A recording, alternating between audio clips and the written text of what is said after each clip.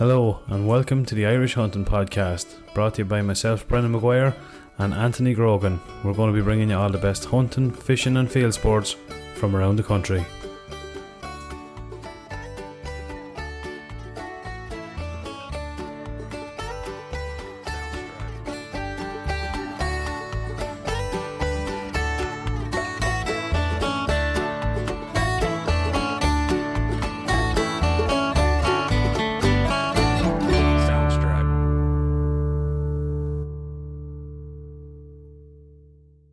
Hello and welcome back to the Irish Hunting Podcast for episode number 33.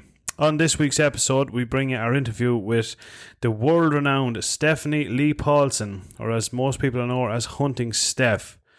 On our Let's Talk Gear section, we're going to be talking about some Seefin Leather, which was kindly sent into us, and we're going to be discussing some of the range of products that they do, including the very, very handy ammunition pouches. We'll also be discussing our Fireboks Portable BBQ and our impressive Hero lures sent over to us from the Hero lure makers over in Germany. Hope you all enjoy. Anthony Grogan, how are you getting on, lad? How are you, Brenny? What's the crack? We're back in base.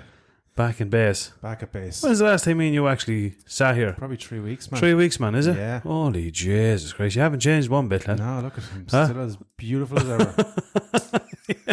I think I like it better when we're not looking I think I like it better when we're not looking at each other. A lot to be said for one some. of them dividers on the desk. Yeah, honest to God, I just got to give you a bag. Just try to. That's terrible. That's fucking terrible. That's right. You've kindly brought in some of this juice. This window. You picked this one out for me. Oh man, I was raging. I said I'd go in and get some nice, refreshing beers. And anyone who knows me knows I don't like citrusy or fancy fucking beers. And I was like, this looks good. Buying Brewhouse Irish Craft Pale Ale. Of course, as us men do, we don't read the fine print. And it says on it, aromatic, zesty and citrus. I couldn't pick 3 worse words to describe a beer. You seem to enjoy gorgeous, it. Yeah. Do you? Gorgeous. And I'm going to enjoy it better your glass. I ain't going to drink it, but I don't. Despite me. Just to spite you, man. It's just like tasting to me now that just tastes like Windolene. Do you know when you're like spraying Windolene? No, it wouldn't be something now I'd often compare something to now, Brennan. Do you know like when you're spraying on and actually the wind blows it in your face and you get that thing. You were one of them kids when you were growing up that your mother had to tie the presses underneath the sink. Guaranteed. Yeah, absolutely. Yeah, no, she did. Yeah. There's no point. I think washing her hair with domestics. Yeah, my brother actually when he was a kid drank perm lotion once, I think. So yes, that explains a lot. I have to admit, man, right? And it only happened last week or the week before. Avril tested this, so I have because I'm, as you can see, aging gracefully. Yeah, is that what that is? I have some. Used to use a bit of moisturiser, and you don't? I do, yeah. Do you? Nighttime, yeah. Okay. Sure, that's why I look. I only look what 25, 30? Yeah. Plus the VAT. But I went in. Wrecked one of the nights, and I have a little thing of toothpaste exactly the same height as the moisturiser. Yeah, so I took the toothpaste out, put it on the toothbrush. I was brushing my teeth. Jeez, man, there's an awful tang off that, you know. Finished up, and I just went in and laid in the bed. I just turned to her and I said, "I'm after brushing my teeth with moisturiser." True story. True story. Oh my God, lad! At the ripe age of 40, I couldn't get the taste of it. So worse. But I'm hoping my teeth will be probably there after I'm gone. Yeah, exactly. Yeah. It'll be nice and moisturised, man. I remember doing that. I think before was I shaving or something? Of course, half either half drunk or half asleep or something. Did you ever use Dax wax in your hair? Yeah, I remember it well. Remember the Dax wax? Yeah. I remember whatever I was doing, man. I got it. The next thing, boom, onto the face, man. Remember Dax wax? It could be in your hair for the week. Your pillow would be jazz, man. It was brutal. Don't know if anybody use that anymore, do they? There's a red and a blue one, wasn't there? There's a red and a blue one. I used to always go for the blue one. Yeah, the blue one was grand, but did you ever get the red one was like it was like a calf, wasn't it? Bitumen. Bitumen is right, man. Without a doubt, yeah. It was serious. Horrendous. I used to have to, because I got it. And at that time, you know, you go to school, you wouldn't have a whole pile of money, so you get your tin of Dax wax, and there was no way you were going to be getting another one for another month or so. So this thing, like, it'd be like you'd have to nearly scrape it out, Oh, it was wouldn't you? yeah, it was. I'm sure it was last in your hair for a week. Make a paste with a bit of water. And try Jesus Christ, things were tough, lad, weren't they? I tell you, man, it was horrendous stuff. Yeah, it was. I sure there used to be loads. Remember when? Did you ever remember the gel, the Brill Cream gel? But when you put it in your hair, it'd glow like you used to wear it before you go to a disco and stuff. You remember that stuff? You don't remember that, no? No. Yeah, it was just like weird looking Brill Cream, like, and you'd put it in your hair, and like I think it was under the UV light or something. It showed up mad, lad. Jeez. You don't remember that, no? No. Then I'm a lot younger than you, so probably wasn't out back then. Probably that orange aspect as well. Like you put it into your hair and you get like a big lump of it right in the middle. Yeah, look, and nothing ever. Yeah, it looked horrendous, didn't it? Like, something about Mary, you know that fucking. Honest to God, it's horrendous. Oh man, it used to be fucking catch. Yeah, back in the day, lad. Huh? Ah, yeah, I heard the days. Don't bother with it now at all. When you used to go to the old show bands. Show bands. Yeah. Yeah. Okay. What was this? What was the big one? Did your dad ever talk about? What was the big one that used to be around here? Headerville, yeah, he used to go there. Yeah. It used to be murder at that, apparently. Yeah, see me so. Headerville. Like, it was crazy. Headerville for headers. Headerville for headers is right. Yeah. Come here. What is the crack? What have you been at all week?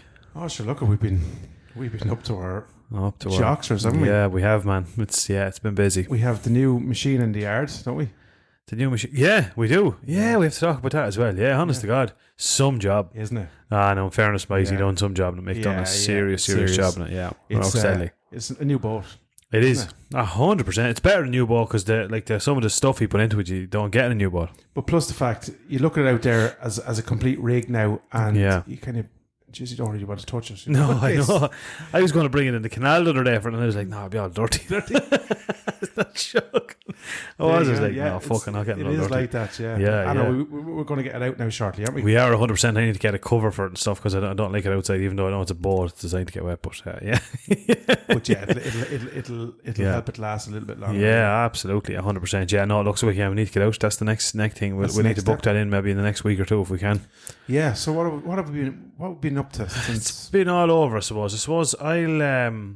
I've put a bit of mileage up. I suppose last weekend, obviously I met Stu last weekend. He gave us Stu absolute massive shout out to him, the legend. Gave us our fish finder and stuff. Picked up the boat, and that was all good. And then when did we get out for a hunt? Did we get out for a hunt the weekend? No, we last night. Last night actually. Yeah, the first night. Yeah, that went well.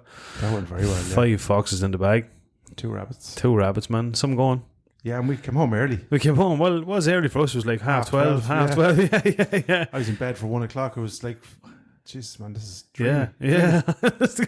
Uncharted before. I thought we were going to be out the whole. Then it started to get a bit wet and stuff. It was a bit shitty then, wasn't it? Yeah, it was kind of spitty when we were finishing up. But no, we were happy with our exactly. With our lot. Did you do that with the rabbits yet? No, not yet. I'm going to do it when I go home. Nice. Are you going to barbecue? Oh, you're doing paella? I'm going to just I'm going to prep them.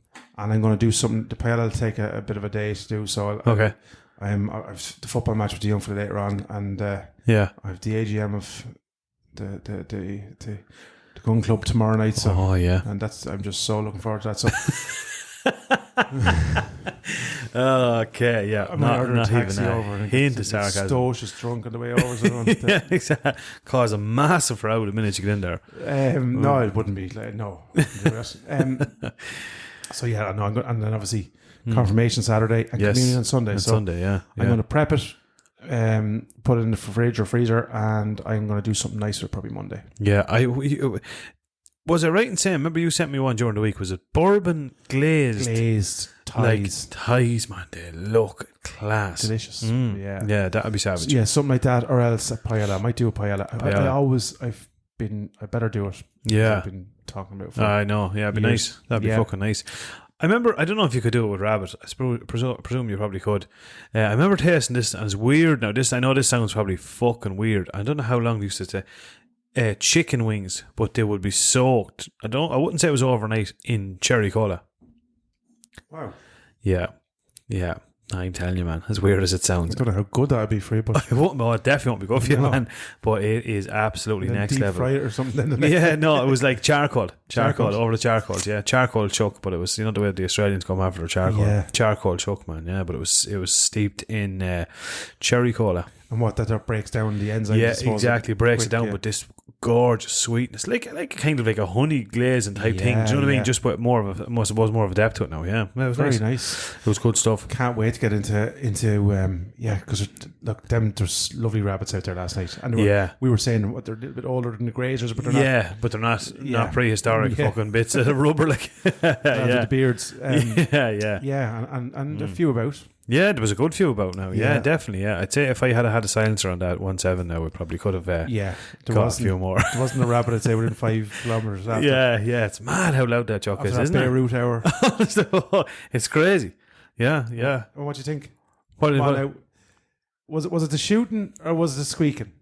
Well, it was a combination of both. It's taken me a while, right? Because the foxes up beside Brenny, they've a Quero accent on them, so it's taken me a while. But I can talk fox well, man. You know? If you could just shoot them as well, you wouldn't be doing too bad. You're on the squeaker. I don't know why we went down that road. Oh no, I said it to you, didn't I? There was the first one that was coming up. Yeah. Give it a squeak. I said, give him a squeak there. Thinking, I was presumed, like, hit the button. You wanted to laugh, yeah. No, I wanted you to hit the button on the fucking collar. Next thing all I could hear is this fucking.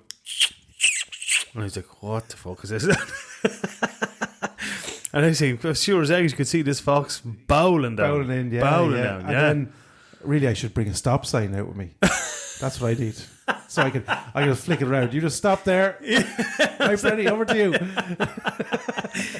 You weren't far wrong. He was coming in. He was hollering, wasn't he? He was flying it, man. Yeah, it was good. It was good last night. And really good. The thing I liked about that was obviously you were saying the rabbits used to be like covered in rabbits. It did. And obviously the numbers are down over there compared to. Now we still, what did we see? We didn't even, we saw 12, 14. I'd say 4 or 5 in the first field. I'd say we've seen 20. I'd say probably Maybe so, realistically. So it was great night, and we had the infrared, and we're going to talk more about that now in the coming weeks and stuff. But we're going to give it a good test out. But handy piece of kit without a doubt. Great.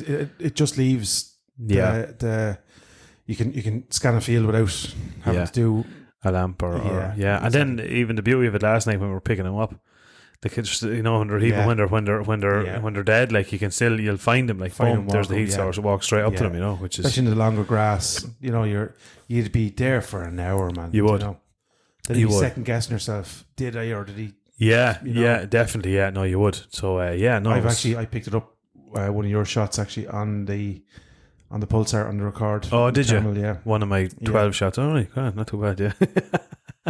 But it was a good night now. Great night. Thoroughly enjoyed it, and it was great to get out. And Farmer spoke to him this morning. He's a very happy man and sends his thanks. I'd say he is, and we're going to have to do another stint there because there's another couple around there. There is definitely, There's any amount of them. Then do you remember we were on the way over? Oh, jeez. First big fox took a little fucking say to a fucking shit or something just as he was jumping into the hedge.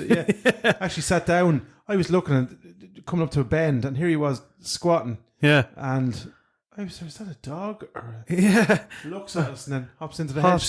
The size of him as well. Yeah. Honest to God. Yeah, he lived on that one. We didn't even entertain him for another while. So no, that was great. What was I going to ask you there now? Yeah, we're going to talk about our Let's Talk Gear section. Yeah, we'll get news first. Oh yeah, let's do our news first. Yeah, I need to fucking put a bit more structure and time into this. Bradley's been saying about time and structure for 31 episodes. I can't have every inch of my life structured perfectly. What happens is, right, as soon as he gets a bit of structure, he'll throw out others. Yeah. We'll have a Let's Talk fucking, I don't know, exactly. Ammunition section. Yeah, who knows? No, we're definitely not going to have that ammunition crack anyway. No, we'll leave that for. We'll see what I'm going to start us off. I'm going to kick us off, will I? Kick her off. I'm going to kick her off. So we just want to talk about this is coming up, okay? So it's on the 28th of May, 2023. So that is, 3 weeks' time? And it is, of course, the Offaly Regional Game Council presents Top Shot. It's down in the Blue Ball in Tullamore in County Offaly, which is, everyone will know, is the Midlands National Shooting Centre. Shooters will have to compete in .22, .223 and two different ranges. At two different ranges and a shotgun. There's also a 50 bird open sporting clay shoot. And it's the final leg of the Offaly League. We mentioned a couple of different competitions rounds that were going on. €1,500 prize fund in cash, like. Yeah. 1,500. Seriously. Why are we not going to this? I don't know. Oh, because we wouldn't win. That's probably That's probably quite fair enough, yeah. We'd be more a contributor than a recipient. Yeah, without a doubt, yeah. But no, look, it's great. I think it's... That's class. €500 to the high gun for a 50 bird. First card is 10 a.m, last card at 4 p.m. €30 per card for Top Shot, 25 per card for 50 bird sporting and Offaly League. All rifles and rifle ammunition supplied by the Midlands National Shooting Centre. So, shotguns aren't supplied. Food on the day. Food in the day as well. Get stuck into it, yeah. It's got, so we've got Mervyn Briscoe is the secretary of the National Association of Regional Game Councils. He's a phone number on there, and Brian Hines, PRO. So yeah, Mervyn's I think he's the youth development officer for NARGC. So he's a good guy as well, very passionate guy. So check the guys out there and that'll do a lot of good work down in Offaly. Yeah, hopefully, and anyone that's going to send us in pictures, because we won't get down to it. We have a good bit going on, but let us know how he's getting on. Brilliant. Over to me. This is a cool one, I think, as well. Yeah. So Sunday the 14th of May, which is this Sunday. It's the ELR training day, and that's again in the Midlands National Shooting Centre of Ireland. Yeah. It's .22 long range precision Ireland. Brilliant. Again, I think that's a brilliant day out for getting your, and like it's not. We've talked about some of the guys that are pushing with the 2.2s now, and ladies, more so the ladies actually. Yes. So it's a fantastic way to get get a bit of experience, a bit of training. Yeah, that's cool, man. Yeah, I'd like to actually do something like that myself now. Go down. It's of course it's hard to get time in the day to get down to something like that, but like to be pushing out, like we've that girl was Sarah O'Connor. Was it O'Connor that's pushing out to 600 and something yards? Oh, I can't remember her second name. Yeah, I think it was. Yeah, we spoke about like 600 yards. Jesus Christ, that's unbelievable. Yeah, it's unbelievable. Yeah, 6 plus. Yeah, you can find more details there on the Midlands National Shooting Association of Ireland page, or I think Matt Lemon created the event. It's .22 long range precision Ireland. So super stuff. Get into it. Now, next thing we want to talk about is, now we could talk about this for days, and there's enough of podcasts and yokes talking about this. We don't want to bore everyone to that. And that is, of course, the deer, I suppose, the public consultation on the future management of the deer population in Ireland. So, in the 12 months from February to 2022, more than 55,000 deer were culled in Ireland. I think that's open to interpretation. I don't know how accurate that number is. Could be a lot more, could be a lot less. I'm not exactly 100% sure, but I think the one thing that the consultation did show is that I think the vast majority, I think it was over 85 or 86%, supported a deer cull. It's now that's kind of worrying, I think, for future deer. Like I think, and then it's misrepresentative as well, because if you take it, I presume no more than the online consultation for the open seasons order and stuff. Yeah, was it 700? 700, abysmal. But you're going to have similar numbers on this. And I think, speaking to a couple of people, the questions were very leading. Yeah. Do you think that deer are a problem? Most people recognise they're a problem. Yeah. But I think the questions, I think that it seems to me, I'd say that decision is already made. That's just, and what I think we're heading towards this kind of Americanized way where you're just going to be eventually a tag, so you pay for a tag to get your kid, all this kind of stuff. Yeah, I hope because it's all about the Spongiolux, Yeah, I hope to God it doesn't come to that. No, I honestly I'm telling you now, man. I said it last night, and I'm just putting this. I will not be held to ransom over providing. No. There's no constitution, human constitution that will stop you providing food for your family in a morally acceptable way. I'm not going to be stopping for this type of nonsense, you know. No, definitely not. No. So I think watch the space on that. There's a load of stuff talking about that. I think when they say it, like cull, I suppose is a very broad, term to use. So and they're utilising do you support like contractors, this kind of, see that's again tied up, wrapped up, all that kind of stuff. Absolutely do not. I would hate to see that happen. I don't think it's about that because I think you can. Sorry, Bernie. I know you're the same. We spoke. There's very simple solution. We're not reinventing a fucking wheel here. No. Like you can open and close and lengthen windows. That will quite easily over 2-3 seasons start to make a difference. You know what I'm saying? Yes. And like that as well with the likes of the big lease owners. We know the problems that the hinds aren't being taken out. Well then. For every trophy hunter that they bring over, there should be an X amount of hinds that they should have to hand in as part of their renewing their release, and you quite quickly they're simple solutions. I think everybody would be behind that. Like I don't think that's not a fucking massive issue. We don't want is Stevie White is going to be in here next week, and he's going to be talking about the situation over in New Zealand where they're dropping fucking poison out of the sky. You know what I mean? No, that's fucked, man. Do you know? Yeah, Jesus Christ, yeah. A wasted carcass, a wasted beautiful piece of meat, and a beautiful animal, Yeah, definitely. Don't make it so, I suppose.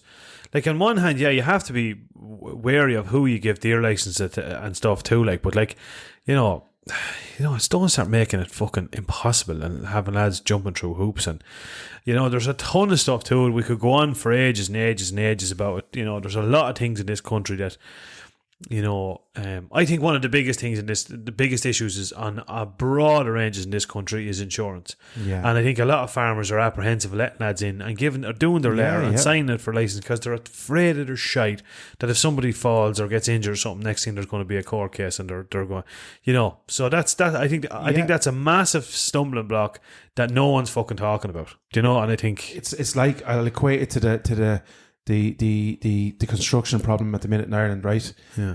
For too long we focused on the huge developers in Ireland, the big, the 3,000 and 4,000. Whereas historically it's been an amalgamation of all the smaller, and I'm one of them. So I know I'm kind of semi biased in that regard, but if you look at history, sites were made up of multiple little small developers, and they were all building X amount of houses themselves, and they were all. And with that, we'd no housing crisis. Now we've monopolies. We've 3,000 and 4,000 homes between 2 or 3 of the big builders, and great to have their place, and they're doing a great job and all. But they're now controlling the market. It's the smaller, and it's going to be the same in deer hunting.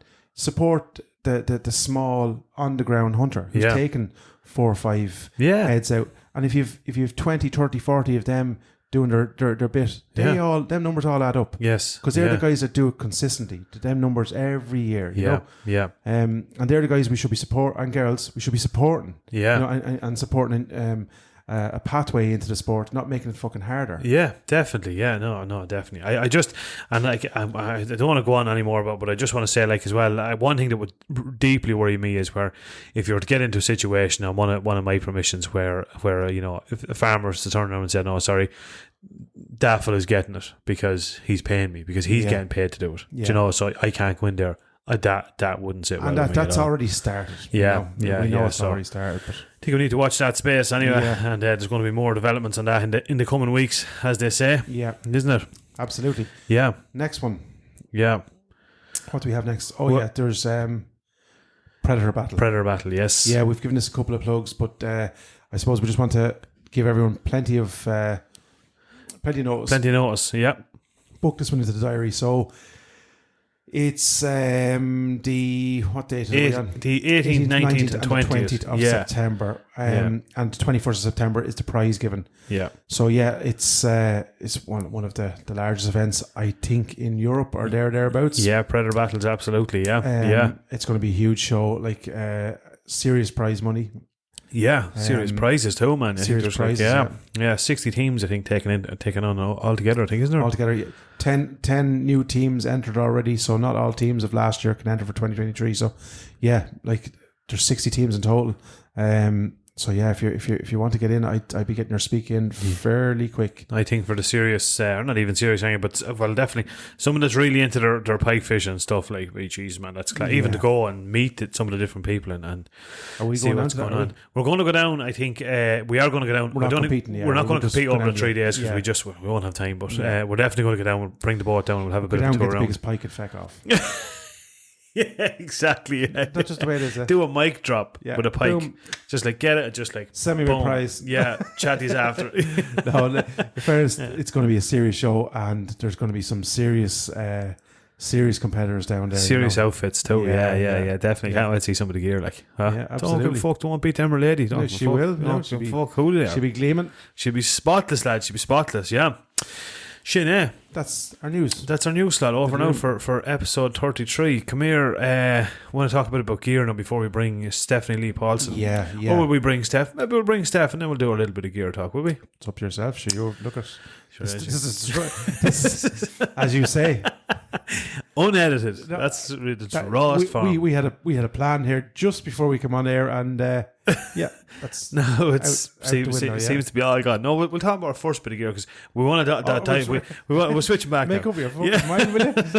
No, we want to talk about Steph. Obviously, we're going to talk Steph after the interview. I can't wait for people to hear that she is a. This is cool, man. Yeah. Without a shadow of a doubt, Steph is she is one very, very, I suppose, well acclaimed hunter, doing it for all the right reasons. Yeah. And I'd say a pillar knowledge, and I genuinely would love to go hunting with her. I'd say she would. I'd say through some of her experiences and stuff, huge into bow hunting, which I wasn't actually over familiar with because I haven't seen as much of that on some of her posts. Yeah.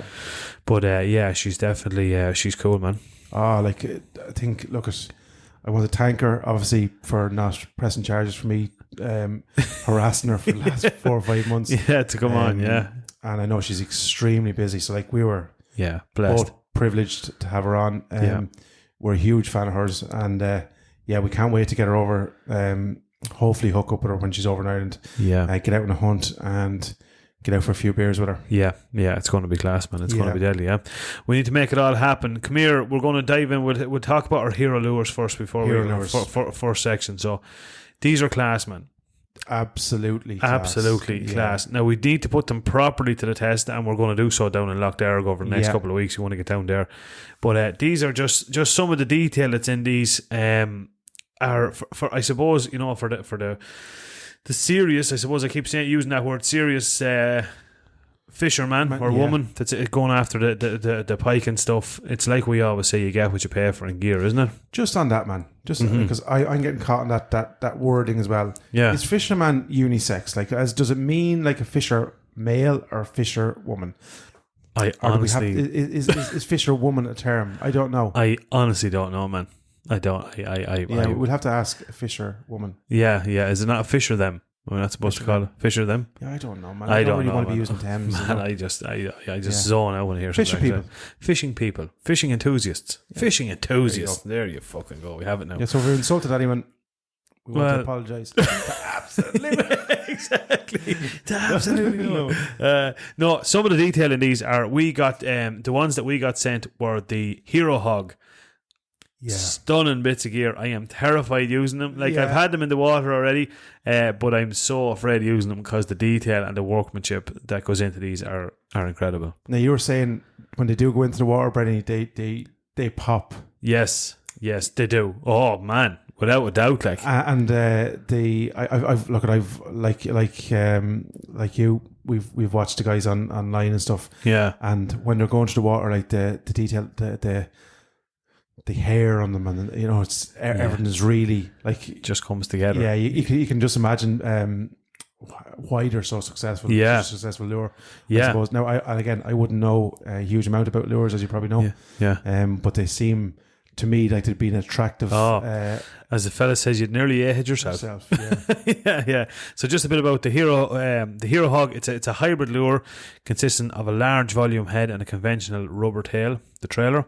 A large flat nose creates an enormous pressure wave in the water, which gives so that's what that's for. That creates that current on the exactly right. It's not so much as sliding through the water. It's actually creating a bit of a wave, a bit of a wave. Yeah. I would have never thought of that. Well, no, there you go. Yeah, no, That's why I don't make lures.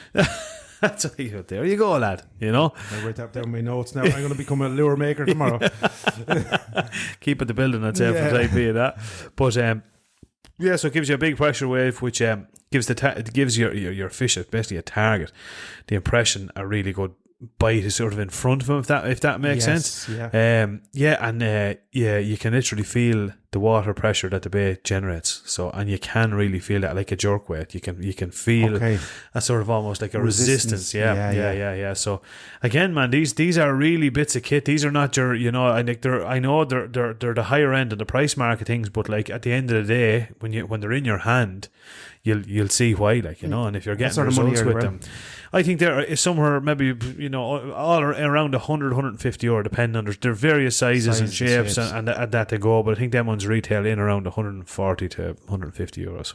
And look, I've been watching again, following the lads, and they're a successful lure because look, they've been sharing posts all week there about, you know, Yeah, so they're doing the business. So it's exactly, and these any of the, I suppose, the proficient real predator anglers are using them, so that tells you what it is. So you'll see their full range of stuff there if you want to jump online there to herolurmakers.de. Yeah, so and again, if you wanted it even for I know there's people, as we've both spoken to, who collect lures, you know. Yeah, absolutely. Yeah, these are right up your street, but definitely. But a functional piece of kit. Out of 10, Brenny, what would you give? Out of 10, I suppose I'm going to say 8.5. I can't really see anything wrong with them. Now I haven't really got a chance to properly fish with them yet, so we're going to get them out, and you'll see some more videos and stuff from us over the coming weeks when we get the boat out onto Derg in a few places. But on looks, functionality, detail, and the strength of them and the whole, everything together, like 8.5, 8.5. I can't see anything bad about them. Yeah, look, they probably are on the pricey side for the entry level fisher person. Yeah, but you're struggling with that fisher person thing. Man, it just goes against the whole fucking thing, you know. When I say fisherman, I'm going to fuck up loads of times. I'm going to say it, and I don't mean it as people, like, just so it's on fucking record. If I say fisherman, I don't mean fisher male person. Yeah. I mean a person who fishes. A person who fishes, yes, exactly. I feel odd about saying fisher people. So yeah, fisherman. If you're the end, you know, like myself, and you're starting off and stuff like that, and you're going to be losing, well, then these are probably not for you. You know. No, what I mean? No. But if you're probably the what would you say, medium experience to the high level? Well, then you're probably looking at something like this. You know. Yeah, when you want to go after the crocodiles, as they say, this is the stuff that you need. You know, the big boys. The big boys. Yeah. So, but no, definitely an all round class piece of kit. Yeah. Cool. Deadly stuff. Next. Over to you. You were down in Galway at the weekend. Yes. So I went over to Fireboks in Galway in the industrial state. Lisbon industrial estate. Yeah, actually the same industrial estate as Wild Hunter. Oh yeah, are they there beside them? Are they? Yeah. Oh, okay. Yeah, just around the corner. So, and I met the owner. Really cool guy. Yeah. So showed me around. I think I sent you a couple of videos of some of the barbecues and stuff. Serious. And he's a South African guy. I think CJ Stander is what would you say, an ambassador for the brand. Yeah. These are not just your normal barbecues, you know. So these are not your supermarket barbecues for 150 quid or whatever. Yeah, they're made, and they do all levels, you know, from your kind of semi-portable. Now he said even the you know, obviously there's really small ones, but the kind of middle of the road, you know, the about 650 quid. Like it probably takes two people to lift them, you know, because they're made from. Yeah, they're meant to last, essentially. Like 650 quid is not bad. Like, not bad. If you get a sort of a half decent 4-burner one in Woodies, you're going to pay that for. Like, you really are. Like, you know? And like, so that's the kind of, now obviously you can pay right up to the 2.5-3 grand. There's insert ones with rotisseries and pizza ovens, and so it's for, like, these are for the and I know the South African guys and girls are into the barbecue, and they braai, I think is the term over there, like 300 days of the year, you know. Okay. And so they're really into this showed me around. As I said, there's Traeger grills. They've the egg shaped one. Is it Commodore? Is it? I know the Yorkshire, but yeah, I've seen them. Yeah, I can't remember the brand, but they've all that style. The thing that I liked about them versus your Traeger, and I'd love to have a Traeger, just to for the ease of cooking and stuff, but there's no unpredictability. It's kind of like perfect cooking every time. Now everyone's going to be saying, sure, that's what you want. But you want that bit of a challenge, and maybe a little bit charred on one side. And, do you know what I mean? Definitely. That type, because that's what gives you the whole theatre around, isn't it? So what you're doing is you're basically saying you kind of do that on purpose. I like the unknown. Okay. A bit of spontaneity, Brendan. So one piece of steak, you might break your teeth, and the next it's stone cold. Okay. So So anyway, they kindly gave us and this was like, I couldn't believe it when I seen it. So it's a portable. We did a little video on it. Yeah. Portable barbecue, folds up into a little small little suitcase. Mm-hmm. It's about 9.5 kilos, I think. Yeah. So for our excursions over the summer, hopefully with Jack and with a few other bits and pieces planned, I think it's just be deadly because it is cool. Try this out. You've all your other bits in your bag, and so you're ready to go in a few minutes. There's no cool, man. double lids, and it's really compact. All folds in, but it's strong too. It is strong, really robust. It's not like it's not rubbish. Like there's some stuff in this. Like again, it'll probably see you out barbecue wise. So the guys are probably not thinking long term because they're hoping we'll maybe pass away before the barbecue runs out. But really robust, and again, it doesn't feel flimsy or wobbly and stuff like that. Yes. The cool thing about it, there's like a little extendable handle on the flip tray, so you barbecue one side, pull it out, flip it over, so you don't have to like turn burgers falling down behind grills and all that kind of stuff, blowing the ash off them. yeah. That's really cool. There's also a really deadly attachment. You get a little bracket in it for the rotisserie attachment, so you can buy and it's only small money, like $50-$60 for this little motor that you sit on the side of it. Man. A little spit goes across. Oh, stop. Imagine a couple of little pigeon there, spit batch-cooked on that. Unbelievable, lad. Wouldn't it? Oh, yeah. Class, yeah. Yeah, and rotisserie, man. It's just the best. So, and like that, we're over the next couple of days now, we're going to have, you've given me my burgers last night. Yes. So I'm going to flop them on and give her I had a little bit, just a bit of charcoal. See, there's they've little air holes in the bottom of it. And it works. That's right. Everyone works well. Need to get some of that charcoal that Jack gets. That stuff is serious. Where does he get that? The guys down there have the big bags of that charcoal. Oh, do they? Yeah. Cool. Where does that stuff come from? I don't know. I'm almost sure he said to me it was from some of it comes from South Africa. Oh, does it? There's a special type. South African, mate. Yeah. Yeah, right. That's a little bit Australian. I'm pretty sure that's what they say for South African. South African, mate. Is it? I'm not sure. I used to work with a whole reckon. They're actually good people, man. Semi-Broadford. Yeah. No, I used to work with a heap of lads from South Africa. They're all sound lads. That sounded a little bit like Harry and Lloyd when out the Dumb and Dumber. Shrimp on the barbie. Austria. I'm from Austria. G'day, mate. Oh, one of my all-time favourite movies. What absolute legends, man. Yeah. Big thanks to the guys down in Fireboks. Thanks for that. Yeah. We'll crank it up, man. Again, out of 10, look at, this is one of the things, right? Like, obviously, light is never light enough, you know what I mean? Especially when you're dragging through something to field. This is meant to last. Yeah. So it's 9 kilos, so it's not light. Yeah. But it's very easily transported. So yeah. I would give this a 9 out of 10, man. Yeah, definitely. In terms of, I'd actually go 9.5. I don't think there's a portable barbecue that will do what it does. Yeah, I can't see it. And the engineering that's gone into it is and the longevity of it, all that kind of stuff. Yeah. Even like you've seen the flip tray. Like, yeah. I'm going to propose something here. Why don't we do this week now? We just do it real quick. We just do it one evening. We'll get out for a rabbit. Yeah. Go to where we go. We'll have it set up. come back, Barbecue. skin it, bang them, straight onto it, and eat straight away. Yeah. Barbecue sauce and a little bit of honey and... That's all you want. Yeah. Let's fucking do that. We're going to do that. We're going to have that done before. Yeah, and we'll put up the video. Yeah, let's do that. Yeah, just show the simplicity of it. Yeah. Super stuff, man. So yeah, I go 9.5. Deadly. They're down in Galway, Rock, what do we call them? Sorry, Rock Box? No, Fireboks. Fireboks. Where am I going? Rock Box? Don't ask me, man. I fucking that drink you gave me. Fireboks. Yeah. Get onto them. They're on Instagram. I think they have an Instagram page as well. On Instagram, yeah, and they have all you need for barbecuing. They are like the barbecuing mecca. Cool. Deadly stuff, yeah. Super stuff, yeah. The last thing I want to talk about is when we have spoken a little bit about this before, and it just came to light again because we were out last night and we were using some of it. It's the Seefin Leather. Yeah.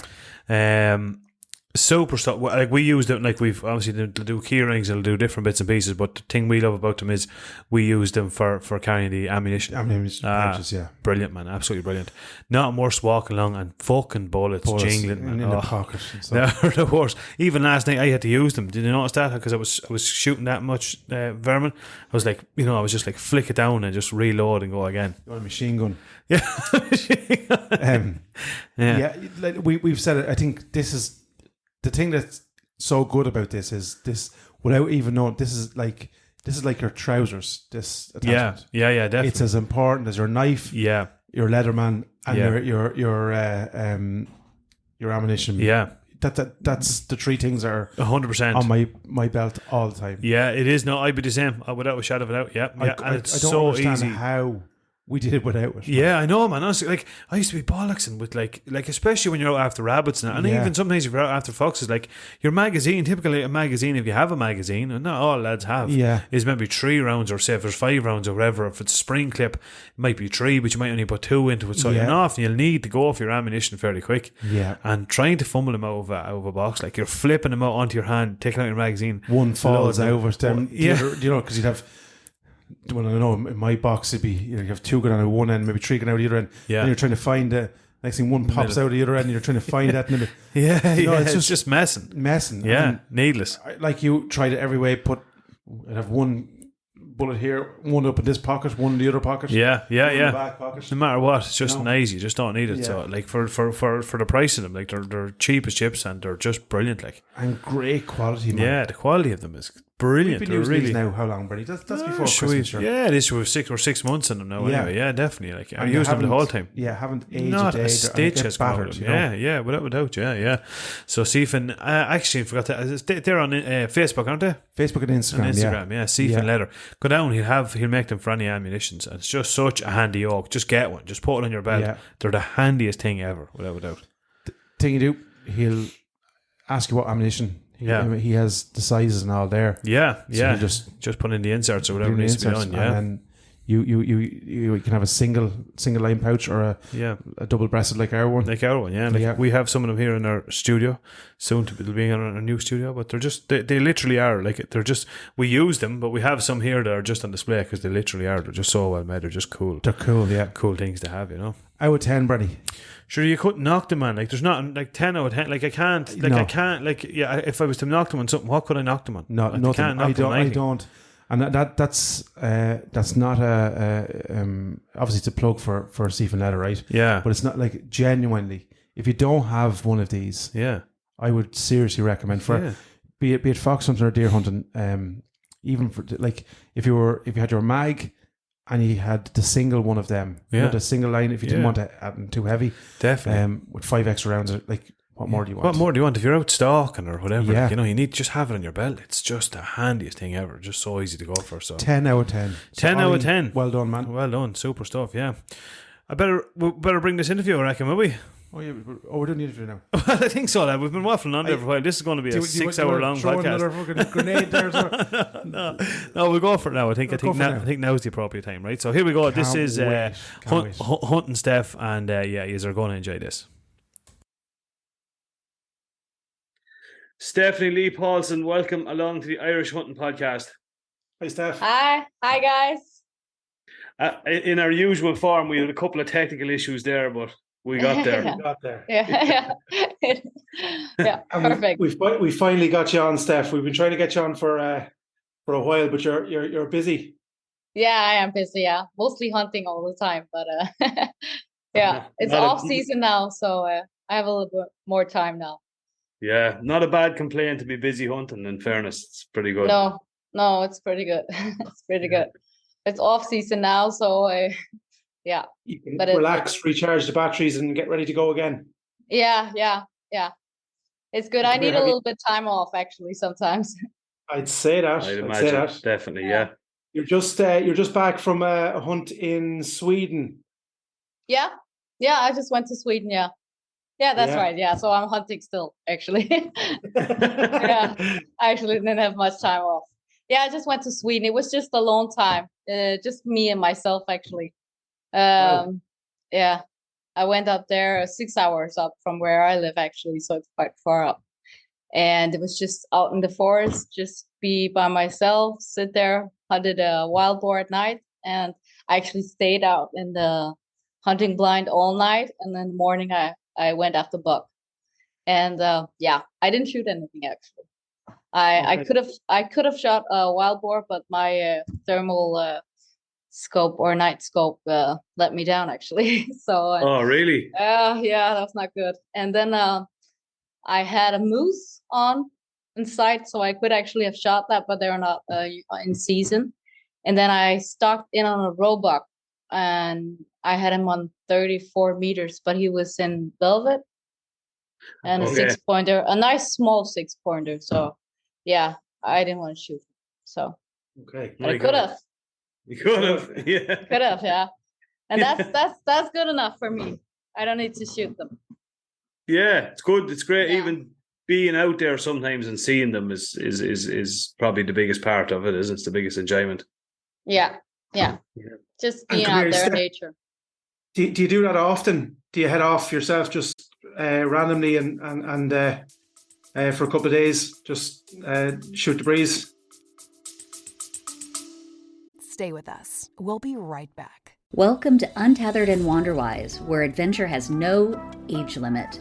We're your co-host, Heidi Brandis and Nikki Mahundro, and we're here to inspire and celebrate women over 45 who are embracing their independence and want to explore the world on their own terms. I know I have 2 boys and they love to hunt as well, and my dad as well, so I have to take them with me. But if I have the time or if I have the opportunity to go alone, I would actually do that because I love just to be by myself. I've always done that actually since I was a little girl, playing outside in nature all by myself. I love that.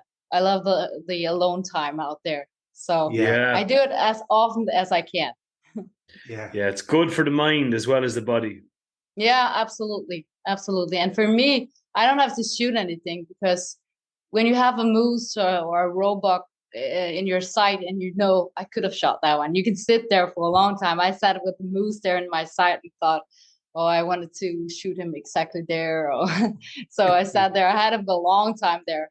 And just to sit there and watch him, and he was so well camouflaged. It was so cool.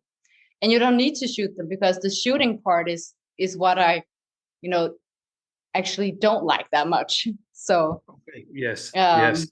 So yeah, I enjoyed it a lot actually. Myself and Brenny do actually. We were discussing it the last couple of weeks. We do a lot of nighttime shooting over here, foxes and stuff like that. And we both shoot on our own. Yeah, most of the time. And some people ask us, oh, you wouldn't come out here, 1 or 2 o'clock at night on your own, would you? And we feel that's some of the best. It's the calmest, most tranquil, rewarding time, if you get me. Yeah, you can just switch off, kind of, Yeah, absolutely. Just you alone with nature. That's the best, actually. I do enjoy that you share the hunt with others. I do. I absolutely enjoy it. But I think the time where you get closest to nature is when you're all by yourself. Yeah, absolutely. Yeah. Just you, no distractions.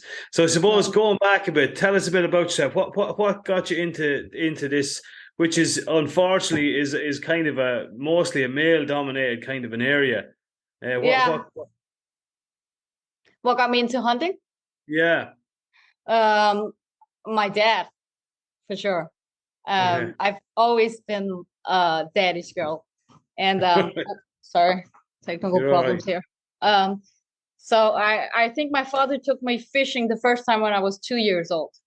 Okay. I went to my first fishing trip, which actually just a small lake or something. I don't think it was anything. It wasn't on a boat or anything, but I caught my first fish there. Yeah. And I actually have a picture of me with the fish, and so it started there when I was 2 years old. Wow. And I don't remember when the hunting started, but it was so far back that I don't remember exactly what Yes. age I was. So I went from the beginning with bird hunting mostly, and Yeah. then after that came deer and such. Deer. Okay. Yeah. Okay. So You guys, so I've always been with my dad.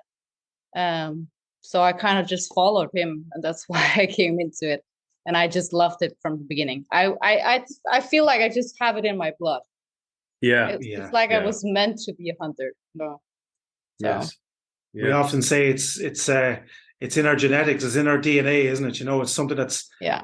passed down through generations, and it's in your blood essentially. You can't Yeah. help it, I don't think. Yeah. Yeah. Yeah. Yeah. And you can feel I have two kids, and we also have other kids in our family, and you can see some of them have it more than others. But I think it's important that you expose nature to your kids from an early age, because most kids actually love nature just by their own nature, and blood and guts and dead animals don't really bother them unless you Yeah. show them that it's wrong.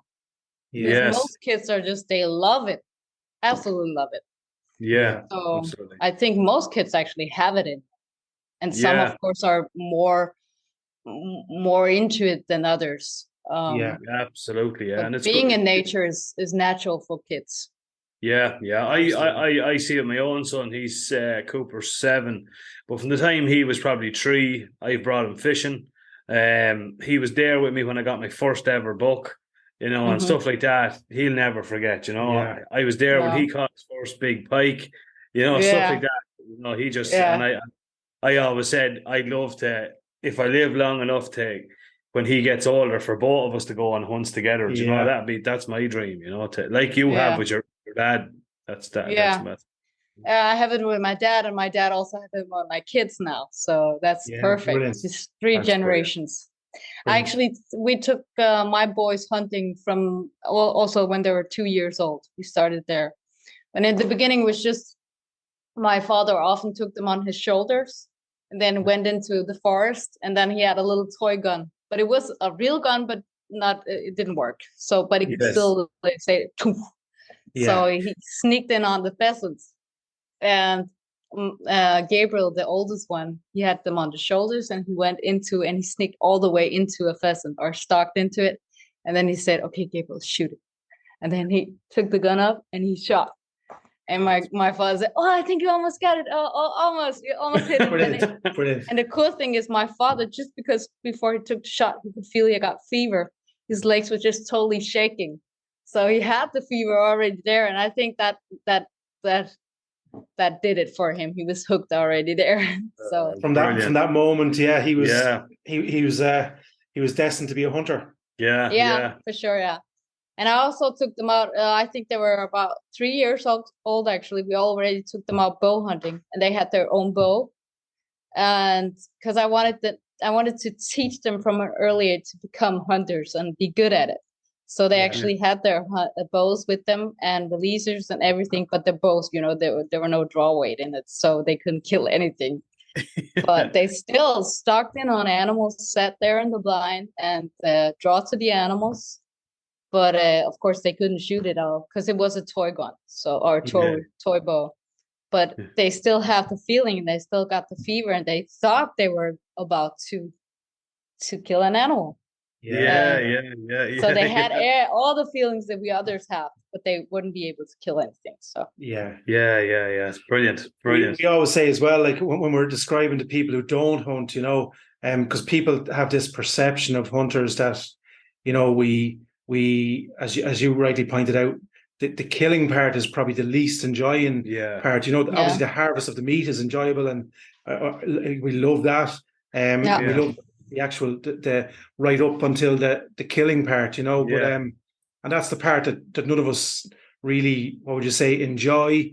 But it's a necessity in our sport. But yeah, and when you expose kids to it earlier, they're much more what would you say, amenable, open to it, because I think it's circumstance and lifestyle now that probably takes away nature from them, you know. So we as parents are probably responsible for that, aren't we? You know.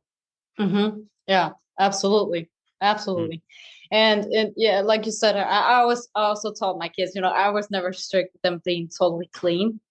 So I think something like bacteria is also very important for kids. So I also, you know, wash your hands before you eat. I never actually did much of that, except it was, you know, if you know it's dangerous, but, you know, just teach them this to go out there, be dirty and eat your food. And they're never sick, almost never sick. So exactly. Yeah, we have a saying here. We call it good, clean dirt. That's what we say. It's perfect. Yeah.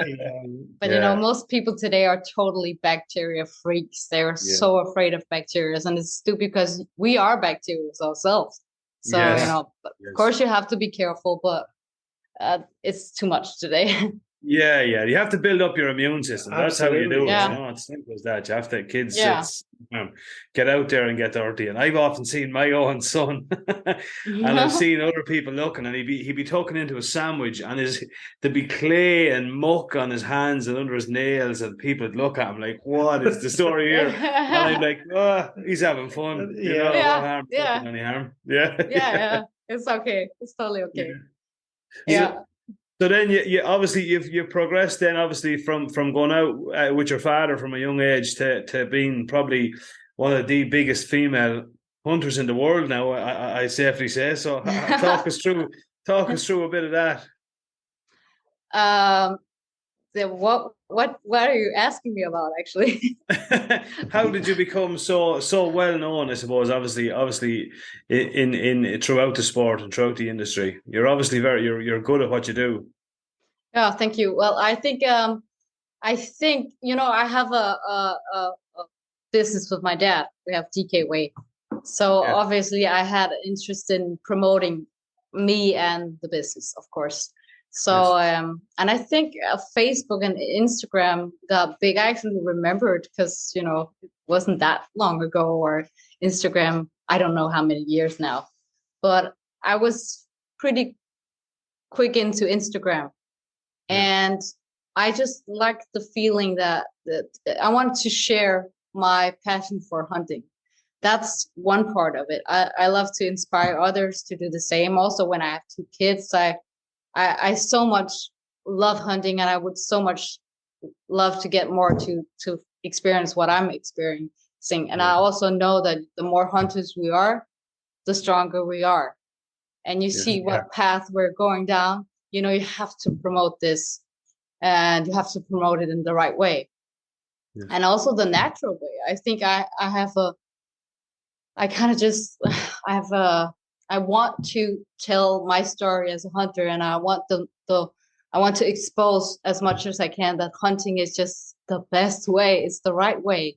I went into the grocery store or a big food market yesterday, and I went in there with my boys, and I went into the meat section, and I just saw meat, piles of meat, you know, where you buy them. And supermarket meat, of course. And I just thought to myself, this is just crazy. Think how many animals are laying here and how they live their life. And it's just production. And you put these animals through, you know, hormones and penicillin to say, right? Yeah. And stuff like that. So they grow fast and they don't get any sickness or anything. And you know, if you just think about it, when you see piles of meat like that, you think how many animals, and this is just one store, how many animals are killed every day and it's just overproduction because much of it is getting thrown out anyway. And I think it's so wrong, and people don't see it. People don't see it. They don't think about it because they don't teach their kids that the meat from the supermarket are actually a life that was taken for you to get meat on the table. Yes. And they don't think about that. And I think actually that's horrible. And I feel what we do are so right. So I have so much a need to tell it. So that's why I actually wanted to make my Instagram story. And of course, also the business, because it's good to promote our business. Yeah. But it was also because I wanted to promote hunting in a way I feel like is not fake, real. Yeah. We also show that this is right. We don't have to be embarrassed. We don't have to hide. We should be proud of who we are. And you should want to be a hunter because this is the right way. Yeah, what's funny, we've said it on the podcast numerous times now, where people have the perception again that we're kind of meat freaks. All we want to do is eat meat and stuff. We've said it like when you can buy a chicken like for €3 or something like that at a supermarket, it's wrong. It's going to be wasted. Where we go out and we harvest our animal, we eat the heart and the liver and the bones are made for stock, for stews and curries and soups and stuff. So like we utilize as much of that animal as we can possibly utilize because we appreciate its life and how hard it was to fucking kill it. You know what I mean? It's not easy. Spend days and days stalking an animal and then when you do pull the trigger, that's when your work starts. Yeah. That's So it's ironic, I've seen a post that you've had up. You went out with a good friend of ours, Norman from Irish Safaris. Yeah. And I see you had some fun extracting that deer. yeah, that's cool. That's actually like you said, that's when the work starts, but also when the fun begins. Because if I shoot a buck at our own place, it's just right next to the house, so you just go in and clean it up. But what I love about hunting is actually the experience where you shoot an animal, and you have to work for it hard. And the harder the better, I think, because you get back to the beginning. Like you feel like this is how they did it in the old times when they didn't have cars and all that stuff. This is how they had to do it. And I love that because we are made for that. All this new stuff and easy way, it's not the good way. It's not the right way for us people. We are supposed to do it the other way, I think. Yeah. So absolutely. I love when you have to work hard for it and also the mind game behind it. Like many people, when I was in Colorado bow hunting, it was the coolest experience. But there had been 5 guys before me, and all 5 of them gave up because it was such a difficult mind game. When you walk up into the mountains, before I shot my deer, I think we ran up and down at 4 mountains, stalking this one. So it was crazy. But the thing that happened to many of the hunters when you walk so much and you see an elk down the mountain, and you know you can shoot it, but you have to carry it up again. Carry it up. Yeah. Yes. So many of them said, "No, I'm not gonna do it." But that for me is just that's the hunt. That's what I love.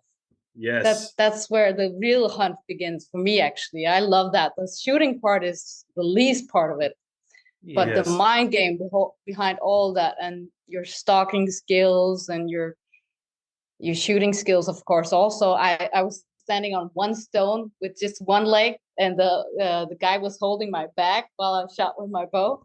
No. So it was such a cool experience. I love it. Absolutely brilliant, badass. Yeah, that's badass. Yeah, it was really cool.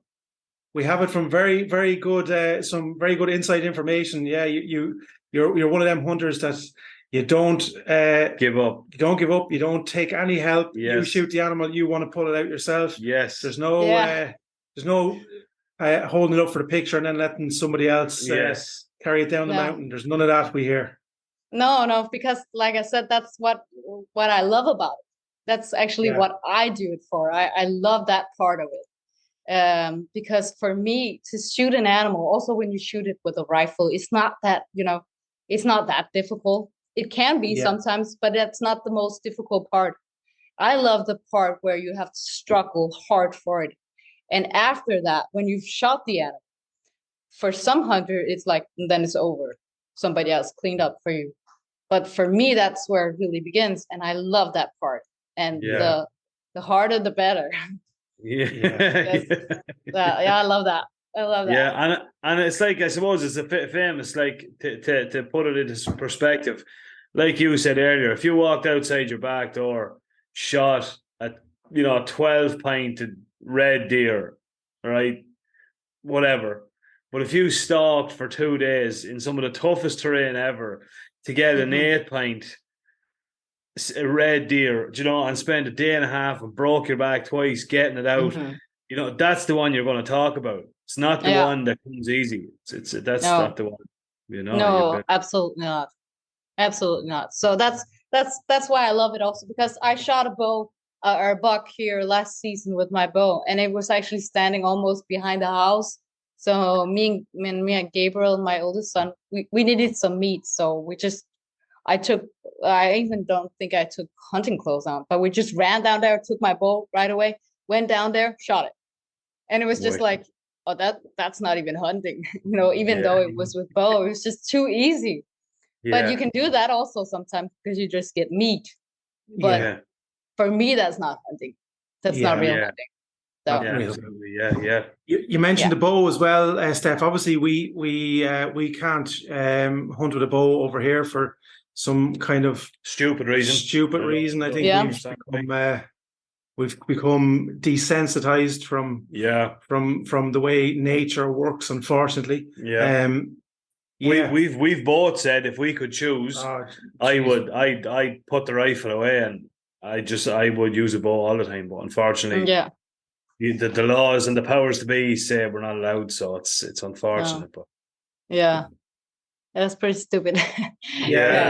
But maybe it'll come one day. Maybe are you working hard for it, or what's the there's so much stuff going on in our country at the minute with licenses, firearms, deer hunting. There's it's really in the limelight with the government at the minute, so that bow hunting thing is it's a long way off, unfortunately. I think our history, unfortunately, Steph, obviously we were what would you say, our country has a checkered past with our neighbours, so I think it goes back to that. We've a relatively new hunting community, because it would have been traditionally the obviously the English landlords and very wealthy people. They would have hunted them. So it's only now becoming more accessible, really, isn't it? And there's a bit of a land grab on it. People want their own slice of it, and we believe it should be for everyone. Hunting should be for everyone. It should just it's the most natural thing in the world. So, but we've a little bit to go on that. Do you have many anti-hunters there? Yes. In England as well. Yeah. Fortunately. That was kind of one of the reasons we kind of started this podcast, was to try and, suppose, get a sense of community going, information and a bit of education to people, and we always, like we spoke, we always strive to part about the meat, and it's to try, and I think a lot of people paint a picture of hunters just these bloodthirsty animals who just love going out and shooting everything that they see, when it's clearly that couldn't be further from the truth. No, and that's also why I actually made my profile as well, because I think that's a good way to communicate with people. And I think me being a woman and having my 2 boys with me from early age, I think that's a good way to show that hunting is not just, rich guys shooting whatever comes by, or a poor pheasant that is tame, like they see it. That's not hunting. That's not what hunting is all about. Hunting is a lot more than that. Absolutely. And I think for non-hunters, it looks a little better when it's a woman and you have your kids out there. So I feel like I feel like I could be a good spokesperson that way, because they have that wrong feeling of hunters, and that's far from the truth. Yeah, absolutely. Yeah, I So- agree. And it does. Unfortunately, the world we live in now, it's almost become, what would you say? There's obviously, and rightly so, for years, women were treated in a lot of countries as second class citizens, and obviously that it's great that day is gone. But now it's probably gone the other way, where if a guy, as you rightly said, has a gun, he's a bloodthirsty. So it's a little bit probably more. It's a little bit more palatable for a lot of people when they see a woman with a gun. And it's a little bit. You're crossing that bridge. You're building that crossing that divide, aren't you? Yeah. It's not a male-dominated sport or lifestyle, I suppose. No.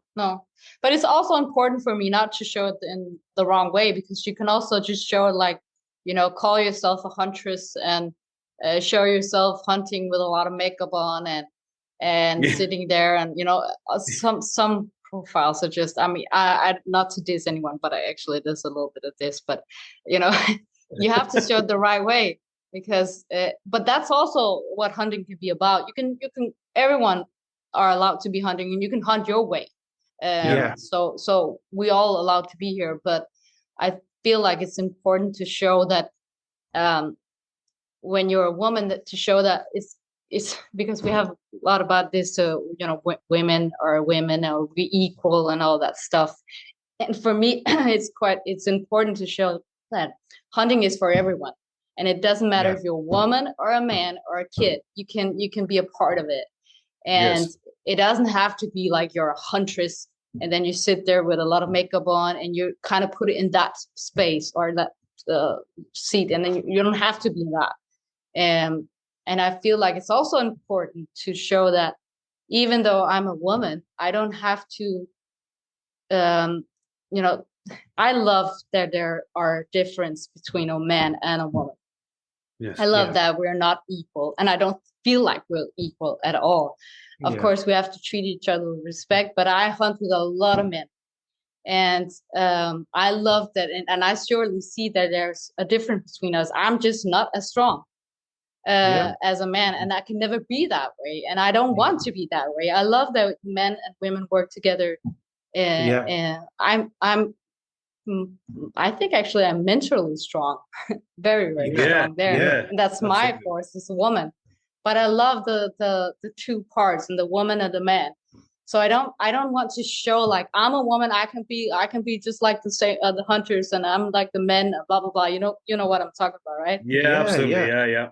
But also I want to show that hunting is not about what your sex. It's about hunting. It's about being in nature and providing for your family the natural way and the most healthy way you can do it. And also it's so good for your mind, your kids, and absolutely. You get away from all that superficial life, the bullshit material life. The material life, see a life that I think also social media is a lot about see me, see how much money I have, see how beautiful I am, how much I paid for my body and my clothing. Everything is so much put into. It's so important for people to show off, but it's so superficial. There's no value in it. There's nothing. It doesn't give you anything in life, because we all get old and ugly, and we all end there, and it's not important. And I think we spend so much of our time trying to be what would you say, advertise everyone is equal, as you rightly pointed out, only to realize probably at the end of it that the good thing about life is that we're all different. There's none of us equal. You know what I mean?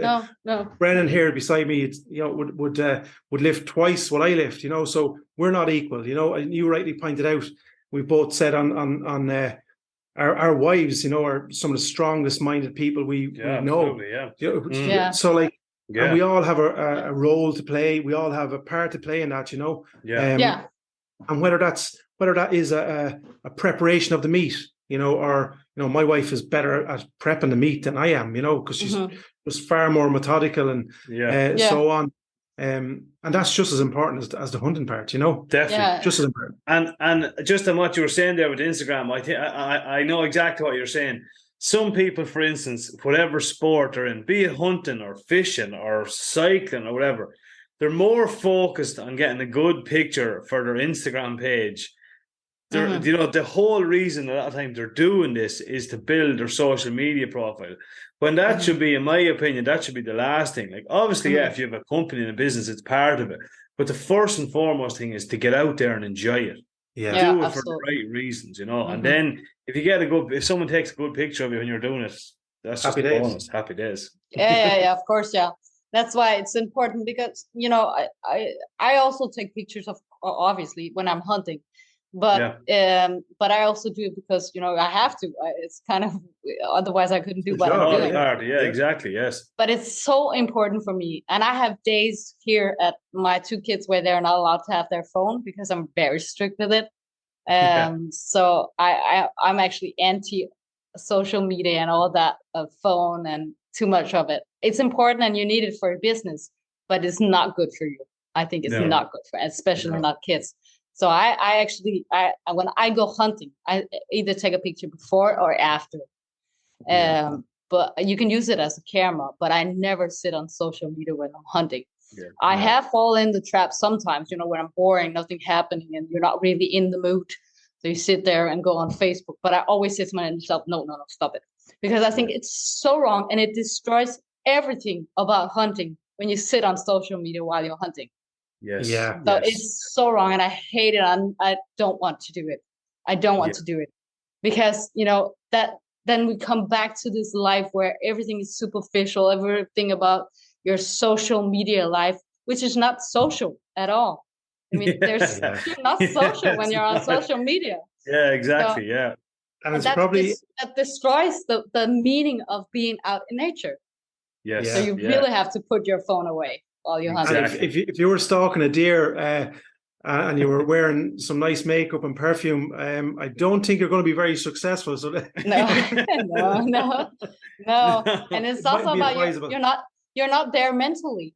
If you're thinking, I have to take the right picture for Instagram or Facebook or whatever, you're not there. You're not in the mood, and that's what's hunting. That's what's so cool about hunting. When you're in the mood, that's when you're really hunting, and your human instincts takes over, and you watch the animal, and sometimes you don't even remember what you did.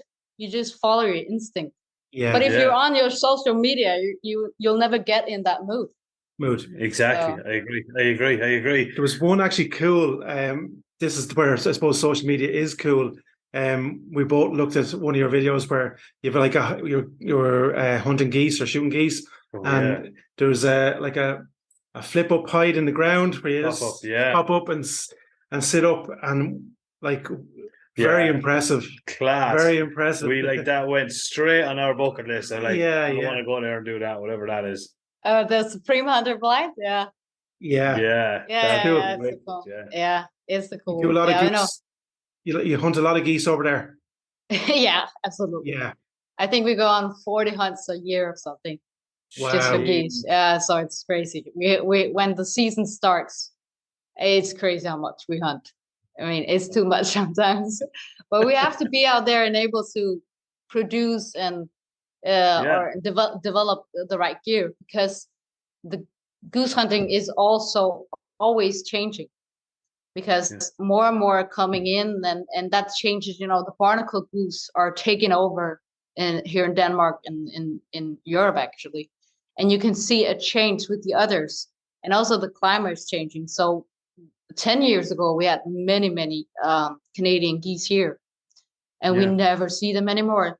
So when we see them, they're hunted all the way down from Sweden, here where I live. They come from Sweden and they come all the way down. But Sweden just hasn't hunted that many geese, but they're beginning to do it, and they did it the last 5 years a lot.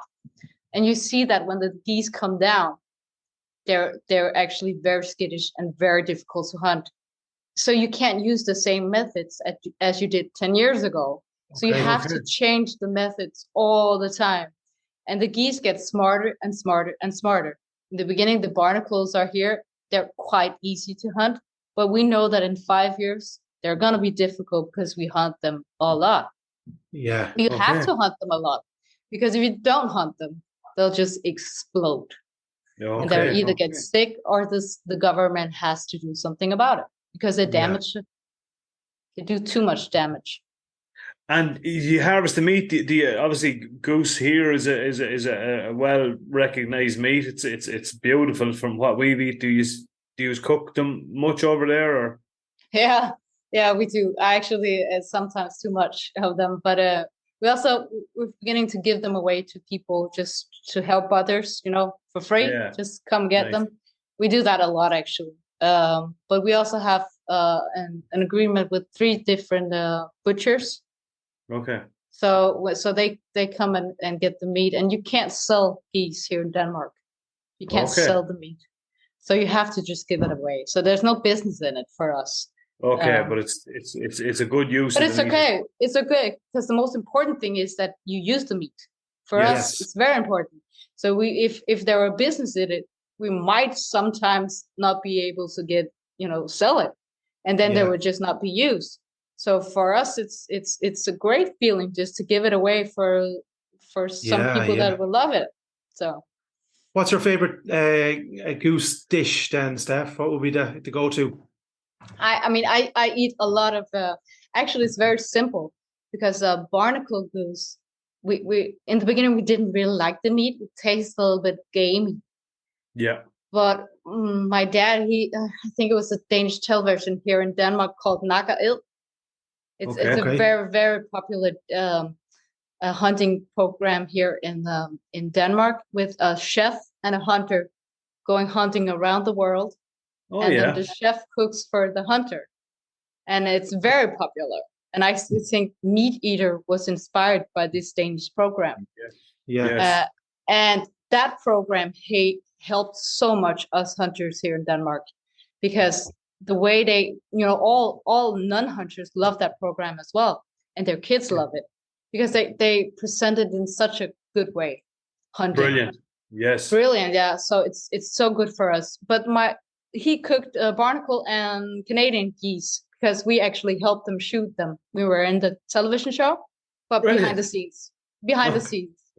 Because it was too much commercial, so we couldn't actually be in the television show. But we were behind the scenes. We helped them shoot the geese and called them in and whatever. So he made a dish there, and I think he just took the breast and fried them quickly, 5 minutes on each side, and with a lot of butter, of course. And then the thighs, he took them from young birds, of course.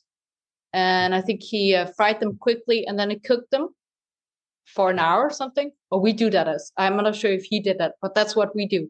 And then we fried them after that, and then just serve them with whatever you want to serve them with. And the meat is so good. And the breast has to be red. Pink. Okay. Pink. Don't overcook them at all. The thighs you of course have to cook well, but then it just falls off the bones. Nice. And it tastes so good. It's very simple to do, and it's so great. I love that actually. We actually had a chef on a couple of weeks ago. Sorry, Steph. A couple of weeks ago, I don't know what you call it. A TV chef, Jack O'Keefe. Is he our resident chef? He's our resident chef. And he's a celebrity chef here in Ireland, I suppose. But we had wild wood pigeon. Was he the one that made fish for you? Yeah, fish. I saw that. Pigeon. Yeah, wood pigeon. Wood pigeon. Yeah. Yeah. And similar to that, we spatchcocked the pigeon, soaked in buttermilk. Soaked in the buttermilk. It was, people. I think it was gas because people think like, pheasant and duck and geese and venison and all that stuff, and they don't think of pigeon. Sometimes when you say a pigeon, they go, "What the fuck? Who eats a pigeon?" Like pigeon are some of the best. Oh, it's the best. Yeah, brilliant. I love it. Pigeon is so good. Yeah. It's wicked. Yeah. What? Obviously, you've hunted kind of, I presume, mostly around the world. Have you any favorite places to hunt, or a favorite type of an animal to hunt? Or Colorado kind of stuck on me. I fell in love with that. Hunting in the mountains is absolutely my favorite. Yes. And it's because the mind game you go through. It's so difficult. People don't understand before they've been out there. I was in the Rocky Mountains, obviously. And And when you go up that high on a mountain and you sit there and look at all the mountains and you just, you get such a special feeling. You can't, you can't explain it. It's so, you get in a kind of different state of mind. And I've never tried that before. I've been skiing a lot, but it's not the same. When you sit up there and you have your bow and there's bears in the area and you're stalking an animal and I couldn't eat anything. We were there for 9 days in the mountains. And I was so much filled with adrenaline all the time. And I couldn't eat anything that's quite normal, actually. You can't eat anything when you go that high. So it's totally normal. He said, remember to eat because you're not going to want to have meat or food. So, but I just didn't, my guide, he just stuck a Snickers down my throat because I didn't want to eat anything. But I drank a lot of water all the time. But I was just so high on adrenaline and it was so cool. And it's like you get high on nature and all the feelings you have up there is just, it's crazy. I can't explain it. It's just, you have to try it. It's all coming back, I can tell by you. I love it. I'm so excited about it. And I have to go back there. I just have to go back. And the cool thing is the first time we began a little lower, but I think the first animal I was about to shoot was a female, and because I don't care much about the trophy, I just wanted to hunt. But there are 2 other sets of hunters on the same animal. So I said to my guy, this is not what I'm looking for. I don't want this. This is not for me. And then he said, well, okay, then we have to go high and really far. So are you up for that? I said, yeah, of course. So we just walked and walked and walked and walked. And we came to a place where no human were there at all. So obviously we walked a lot. And there were just elks all around and bears and everything. So it was just, it was cool. Yeah. So. And he actually said it as well. Like that must be a unique type of hunt. You see when there's bear out there with you, it's kind of there's danger. There's has to be a different kind of adrenaline. Yes. Yeah, it was so cool because my guy, he was from New Zealand, and I don't know why, but we shot this animal. I shot the cow, the elk, and I think it was just about to get dark, and I shot her in the liver, but she only went 20 meters and laid down. You could see her eyes, and he said, just let her lay there because we'll go after her tomorrow because it's getting dark and we're in bear country right now, so there are bears all over here. I saw bear poops and all that. I was like, okay. And then he said, let's go after your arrow. And we saw my arrow is full of blood and everything was good. So he said, let's go back to camp now because we don't want to be here right now. You have blood on your hands, you have a bloody arrow, and there are bears here, so let's go. And so he decided to do that, and I was walking there with him, and he said, just light out all the time with your flashlight, Steph. And he said, so if you see a pair of eyes, just let me know, okay? And I was like, okay, so do you have a gun with you then? He said, no, just use your, if there's a bear, you have your bow. I was like, so you don't have a gun with you? No, I have a knife. What? And then it's like, okay, so I was just pumped up with adrenaline there again, and I was quite, but bears don't just attack you like that. They're mostly afraid of you, but it was kind of spooky to be up there in bear country with blood on your hands and a blood in the arrow in your back or on your backpack, and then just walk through and it was totally dark.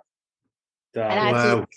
That is no wonder. That's off the charts. That's like my dream. Anthony will tell you that my dream, my number one thing I want to do is a hunt like that. That's my that was cool. And we went down there the next morning. I couldn't actually there. I could eat for the first time. I enjoyed a meal there. Actually, I remember it was spaghetti where you just pour water on it, dry food. Yeah, but I loved it. It smelled so good. It tasted so good there because I was just happy. And we're sure this animal was dead. So he said, let's go down there in the morning. And we went down there in the morning. And there was a little mixed feeling about this, because actually I don't like this that much. But I went down there and her calf was still there. Okay. By her side. And my tags was allowed to shoot a cow and a calf. So I actually shot the calf. Well, that's, so I shot. But it was a little, I felt a little bit bad about that. You come down the next morning and this calf is still standing next to his mother, and I shot it. But, this calf would have died anyway. So it was the right thing to do. So, but that was a little bit mixed feelings. That's why we talk about when you don't like the kill. Look, we'd be the same as that. It's not a situation you like to be in, but you have to, like, that comes with the territory. That's he would have starved or getting eaten by bears, and I think he would rather have a quick death. Absolutely. Definitely. That's just what you have to do. Where does Ireland rank on your list of places you've hunted? I love Ireland. I love it, and I want to come back, definitely. I loved it. I love the people there as well. I love your accent. I love, and I've only I met Norman and Willie and his family, and I loved it actually very, very much. And I am actually already working on getting back there. So cool, let us know over. If you're over again the next time, we'll bring in a pheasant shoot. Maybe you might enjoy doing it. Of course. I actually just spoke to my youngest boy, because Gabriel, my oldest one, he's 14 now, and he can actually hunt in Norway this year. When they're 14, you can shoot in Norway if you have a guide with you. So he's going there with me in September. We're going to hunt geese in Norway, him and I. So I spoke to Emmanuel, my youngest, and I asked him if he would want to go to Ireland with me. So I'm planning on a trip with him to Ireland. So. Brilliant. Yeah, look, what age is he? So what age is the youngest? 12. 12? Yeah. There'll be heaps of stuff for him to do here. Heaps. Yeah. That'd be brilliant. That would be absolutely brilliant. And come here, Norman's a huge friend of our podcast. He's been a huge supporter of us from the day we kicked off, and we did a kind of, talking about mental health. We did a challenge over Christmas. It was a 24-hour hunt where you had to, hunt 3 different animals, and he was a big supporter of that as well. Yeah, definitely. Now he off air he cursed at us a little bit for getting him involved in the 24-hour challenge. He's a cool dude, isn't he? Yeah, he is very much, and he enjoys hunting a lot as well. For sure. No, he's a good bloke. What kind of calibers do you use, Steph, when you're hunting? What kind of calibers are you using over there? Rifle, 308. Okay, I have a Sako, been like 85. Nice, cool. Nice. Very good. Yeah. Is it tricky getting into hunting over in Denmark? Is it hard for someone starting out? I mean, getting a hunting license. Yes. It's getting more and more difficult. I don't know if it's difficult, because in Norway it's very difficult, and I think in Sweden as well. You use a lot of years actually to become a hunter. But in Denmark, it's beginning to get more difficult. But I think that others would find it quite easy. But they you have to, before you took a course, of course, and then you had to shoot 6-shot or something with a shotgun, and you didn't even have to hit them, and then you became a hunter, and you had, of course, you have to tell a distance to an animal, and those 3 parts, and a theory as well. And those 3 things, if you pass that, you're a hunter. Okay. But today it's a little more difficult. Of course, you have to take a long course, but today it's a little more difficult. You have to shoot and hit. So you have to be able to hit with your shotgun, and then you have to take the rifle license and the bow license as well. Okay. So you kind of have to take the 3 of them. Yeah. Okay. Yeah, it always helps when you're able to hit something when you shoot, isn't it? yeah. But when I took the hunting license, I you just shoot and not hit it. Yeah, just so shoot. okay. And then bow hunters, they have to take their license again every 5 years. So you have to go up to yeah. Wow. So you have to prove every 5 years that you can hit a target and also use the bow the right way. Okay. Wow. Safety wise. Is there a special license then for deer on top of that? Or can No. once you get your license, you can just... Once you get your license, you can shoot whatever you have to shoot. I mean, we have our own hunting grounds, so we could shoot whatever we want to shoot in the season, of course. And then if you don't have your own hunting ground, you pay your way into a hunting ground with others, probably. Or you can pay a day of a hunt. Okay. But you cannot buy a hunt on geese because you're not allowed to sell hunts on geese. Okay. You can sell it on pheasants and ducks, but not geese. Okay. So if we wanted to go to Denmark to shoot geese, you can be brought over as a guest. A guest. Okay, but you can't. You can't be. You can do it you could do it in Sweden, but you can't do it here in Denmark. So I would have to invite you as my guest. Okay. And then you would have to have, of course, a hunting license, but then you could shoot geese here. Okay, very good, very good. Conscious, we're holding you up. We don't want to hold you up. I just have one other question for you. Is there anything on the bucket list? Any obviously, I'm sure you want to get back to Colorado, but is there anything else? Any other species or you haven't done? Yeah, because of course I want to shoot. I shot the cow and the calf, and I'm still thinking about that big one because after I shot the cow there, the elk, the big male came out. I was like, oh no, and I only had this tag for one. So I'm still thinking about that buck. But my dream hunt is to shoot a moose in Alaska with my bow. Wow. But that is super expensive. Yes. But I think, I have so many. I also want to go to Spain and hunt with my bow. And I would also love to shoot a bear with bow. Yeah. Or it doesn't even need to be with bow. I just, I wouldn't be too particular with the bow shooting the bear now. I think I'd like a rifle there as a backup, to be honest. I would love. Have you seen some of the hunts in Alaska with the grizzly? After the grizzly bear, that would be so cool. I would love that. There's a guy I follow on YouTube. He's called Modern Day Mountain Man. Have you seen his videos on YouTube? No, I don't think so. Check that out. It's literally fly in a 2-seater plane, like the most remote parts of the world, hunting grizzlies and moose and caribou, and it's. Our last guest we had, I don't know if you heard our last podcast, we had Matt from Gander River Outfitters. He's in Nova Scotia, he's in Newfoundland. And he's a guide, and he brings people hunting bears, and he brings people hunting moose and salmon fish and stuff. And he was here with me on Friday night. He's in Ireland at the minute, and I brought him out fox hunting, that's so cool. Yeah, and he thought it was tough, he struggled. He thought, I thought, he really realized it's not just easy, because they're a lot smaller. Yeah.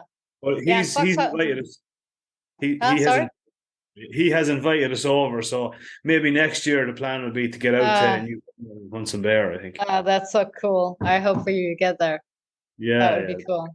But for me, it's just I can never get enough of hunting, and I think what I mostly want is just the experience, because I don't have if I don't shoot an elk, it's not like it was on my bucket list, whatever. I just want the hunt.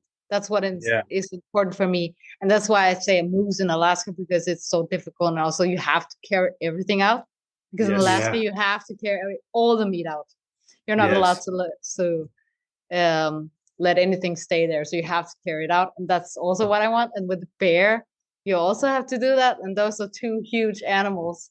So I think that's kind of what I want also, is the struggle after the hunt. Exactly. So, More I'm actually foot and turf. But what I actually love about hunting also, 'cause I love everything, but I also love, it's not so much about the animal you shoot, it's also about visiting new places and meeting new hunters and And I think Yeah. what's so cool about hunting is when you meet someone and you hunt with them, you might not feel connected to them before, but if you hunt something together and you succeed on a hunt, you get this special bond. Yeah, absolutely. Yes. And it's not Yes. sexual or anything, but it's just like No, you have of course. fun. And every time you see this person again, I'm you stuck with get him. Look. reminded. Yeah. Yeah, but it's so Nothing cool. sexual here, I can tell you that. Yeah, but I hunt with a lot of different people, and I think I love that part of it, that you kind of meet a person and you maybe don't feel too good about them, or you don't really there's no connection or whatever. But if Yes. you go out hunting together, you just click immediately because you're on Yeah. a team and you work as a team and you do this Yeah. together. I also love guiding myself. I love it. I actually love more to guide than I love to shoot myself, Cool. because I feel like that to help someone succeed with that bond Yes. between you is just, I love it. It's the Absolutely best love thing. Yeah, Yeah. it's the best thing. And like just what you're saying, like Matt, as I said, Matt was over here on Friday out hunting with me. I met Matt for 5 minutes at a fishing show and chatted to him, didn't know him, invited him up for a hunt.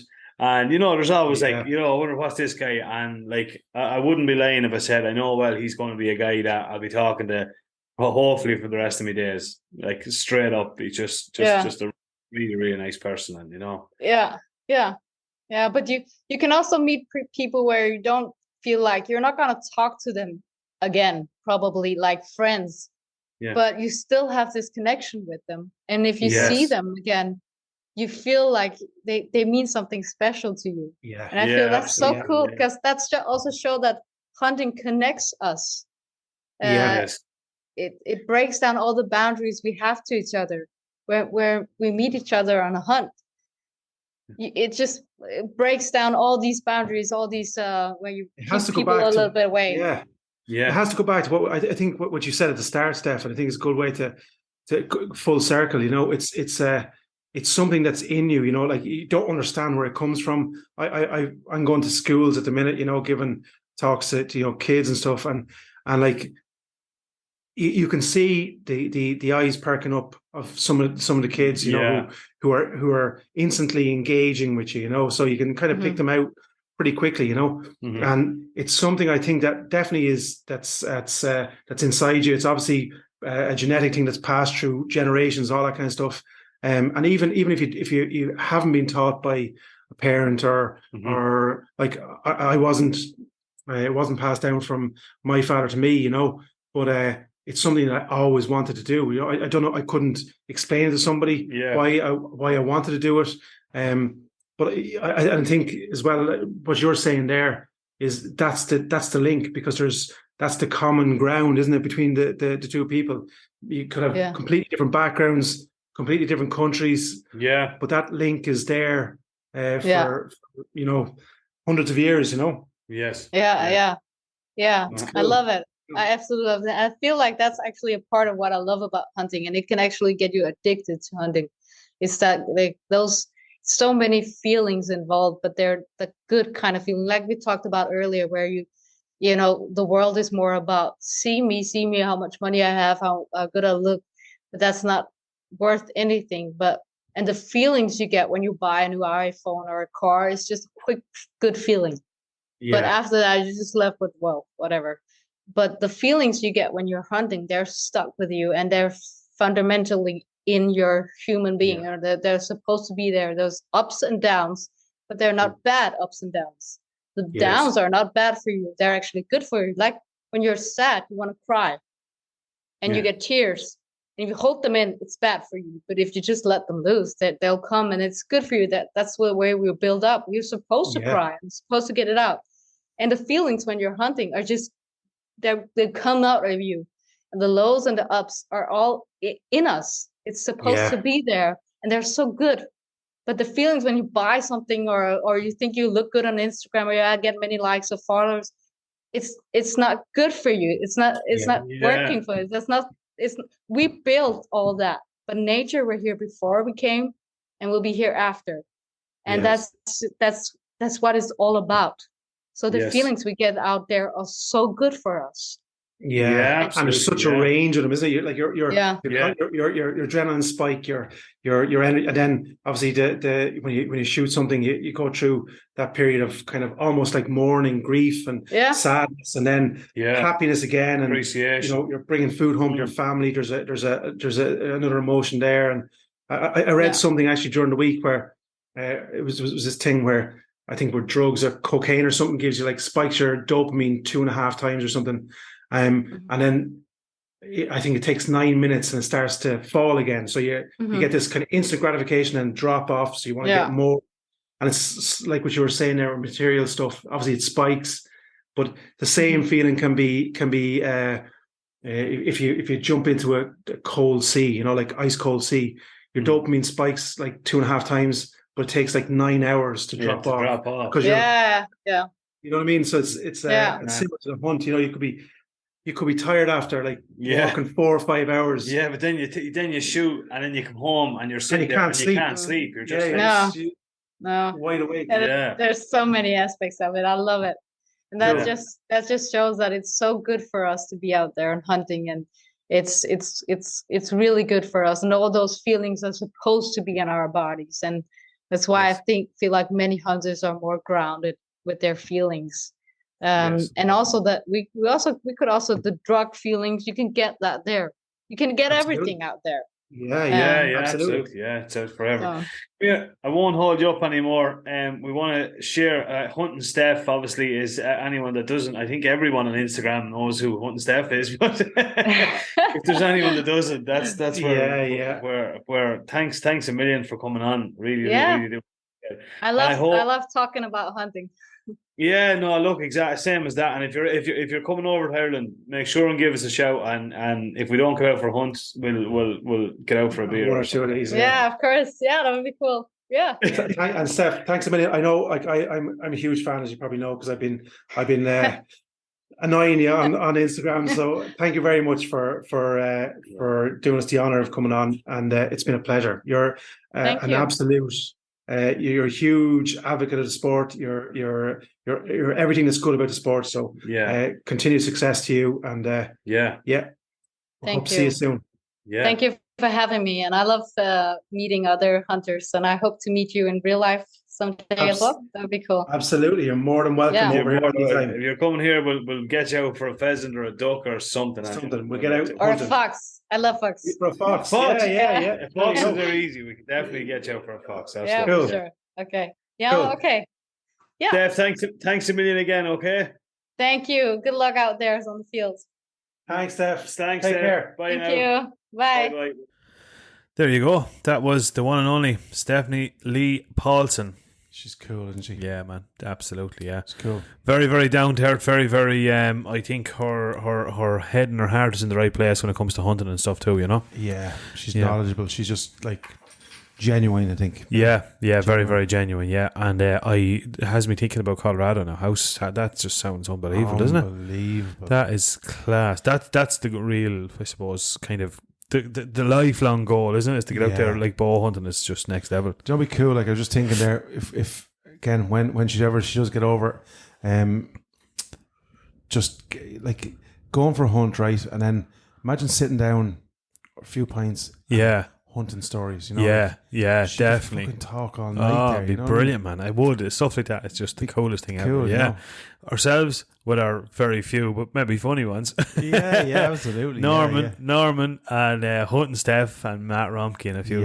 Just be some crack. You'd brilliant talk all night, man. You would. Just hunting stories. Definitely. Yeah, it'd be cool. Yeah, it would, man. 100%. Yeah, the one thing I have to agree, like.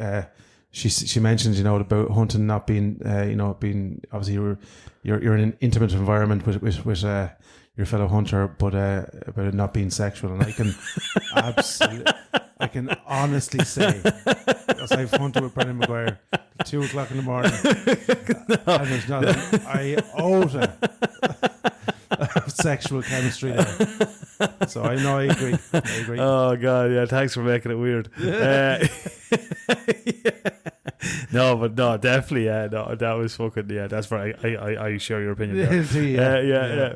But no, fucking, like some of the stuff, As I said earlier on the podcast, I didn't realise that she was as big into the bow hunting and stuff as well. And I think I think it's obviously we talk about it. It's a pity we're not in a situation to experience that in this country. But look at what can you do. And for anyone who doesn't know or doesn't follow her, I don't know where you've been, but you can get her on Instagram. Yeah. She's brand ambassador as well and I think she's involved in the company DKWAI. Yes, I don't know how to pronounce that, so I won't. You see that all the links are on her social there anyway, and full of like really cool hunting gear. Yeah, goose collars, clothing, accessories, all that kind of stuff. Yeah, and I think the coolest thing, and say we know people that have been out hunting with Steph and vouch for this. Is the challenge. Like, she's not doing it for the Instagram photo. No. It couldn't be further from that, you know. Obviously, I know it's part and parcel of her business and stuff. She has to, you have to be doing a certain amount of promotion. But for her, the harder it is, and I detest that. I would firmly believe in that. I think the harder the hunt is, the better. Yeah. The more it's the one you take with you, you know. Yeah, you don't set out for it to be that way. No, you don't exactly. You don't obviously.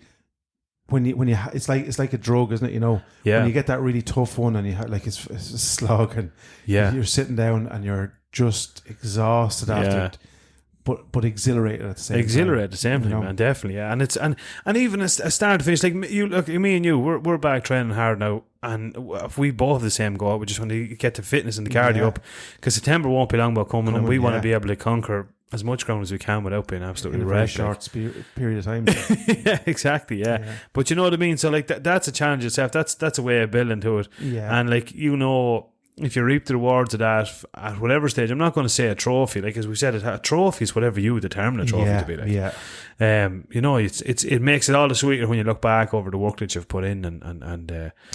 Absolutely, I think, and the what's starting to become apparent, I think, with the podcast especially is is no matter there's worlds that divide us, like banks of sea and banks of land that divide us, and cultures and all kinds of stuff. But there's a thread that goes through no matter where you're living in the world, and all this kind of there's so much going on now. You've movements for all kinds of ethnic minorities and rightly so, and maybe feminist movements, and you have transgender movements, but really when it all boils back down to we're all interconnected anyway.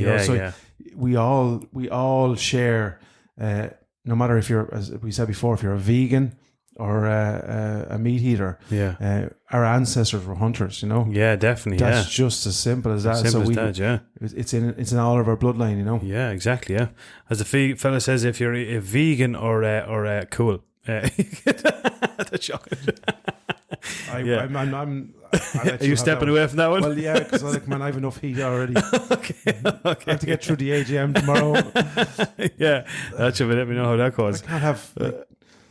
The vegans that you know as well. On top of the nice fellas. The nice fellas. Yeah, see how they start tomorrow. Biting me lip.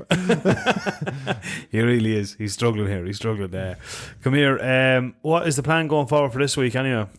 What do we have on? Well, we've a busy weekend, obviously. Yeah. So once I get that over, then we're gonna start hunting and fishing again, man. Yeah, I need to get on that boat. Definitely, we'll try. Yeah, that's the big thing. And a salmon, like we need to get a salmon, man. I want to get down to Kong. Yeah, let's go down around that neck of the woods and see if we can get one. I was talking to a fella down there.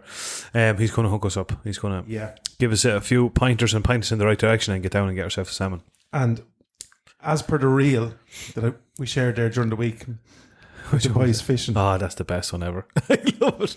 That's just class. It's so true, like it's brilliant. Yeah, well, we will be taking a salmon, man. Yeah, and we will be cooking a salmon. Oh, absolutely. Yeah. So if you're offended, switch off now. Yeah, absolutely. Yeah, 100%, man. Yeah. So what do we do? So you toss them into the cooler. No, back into the river.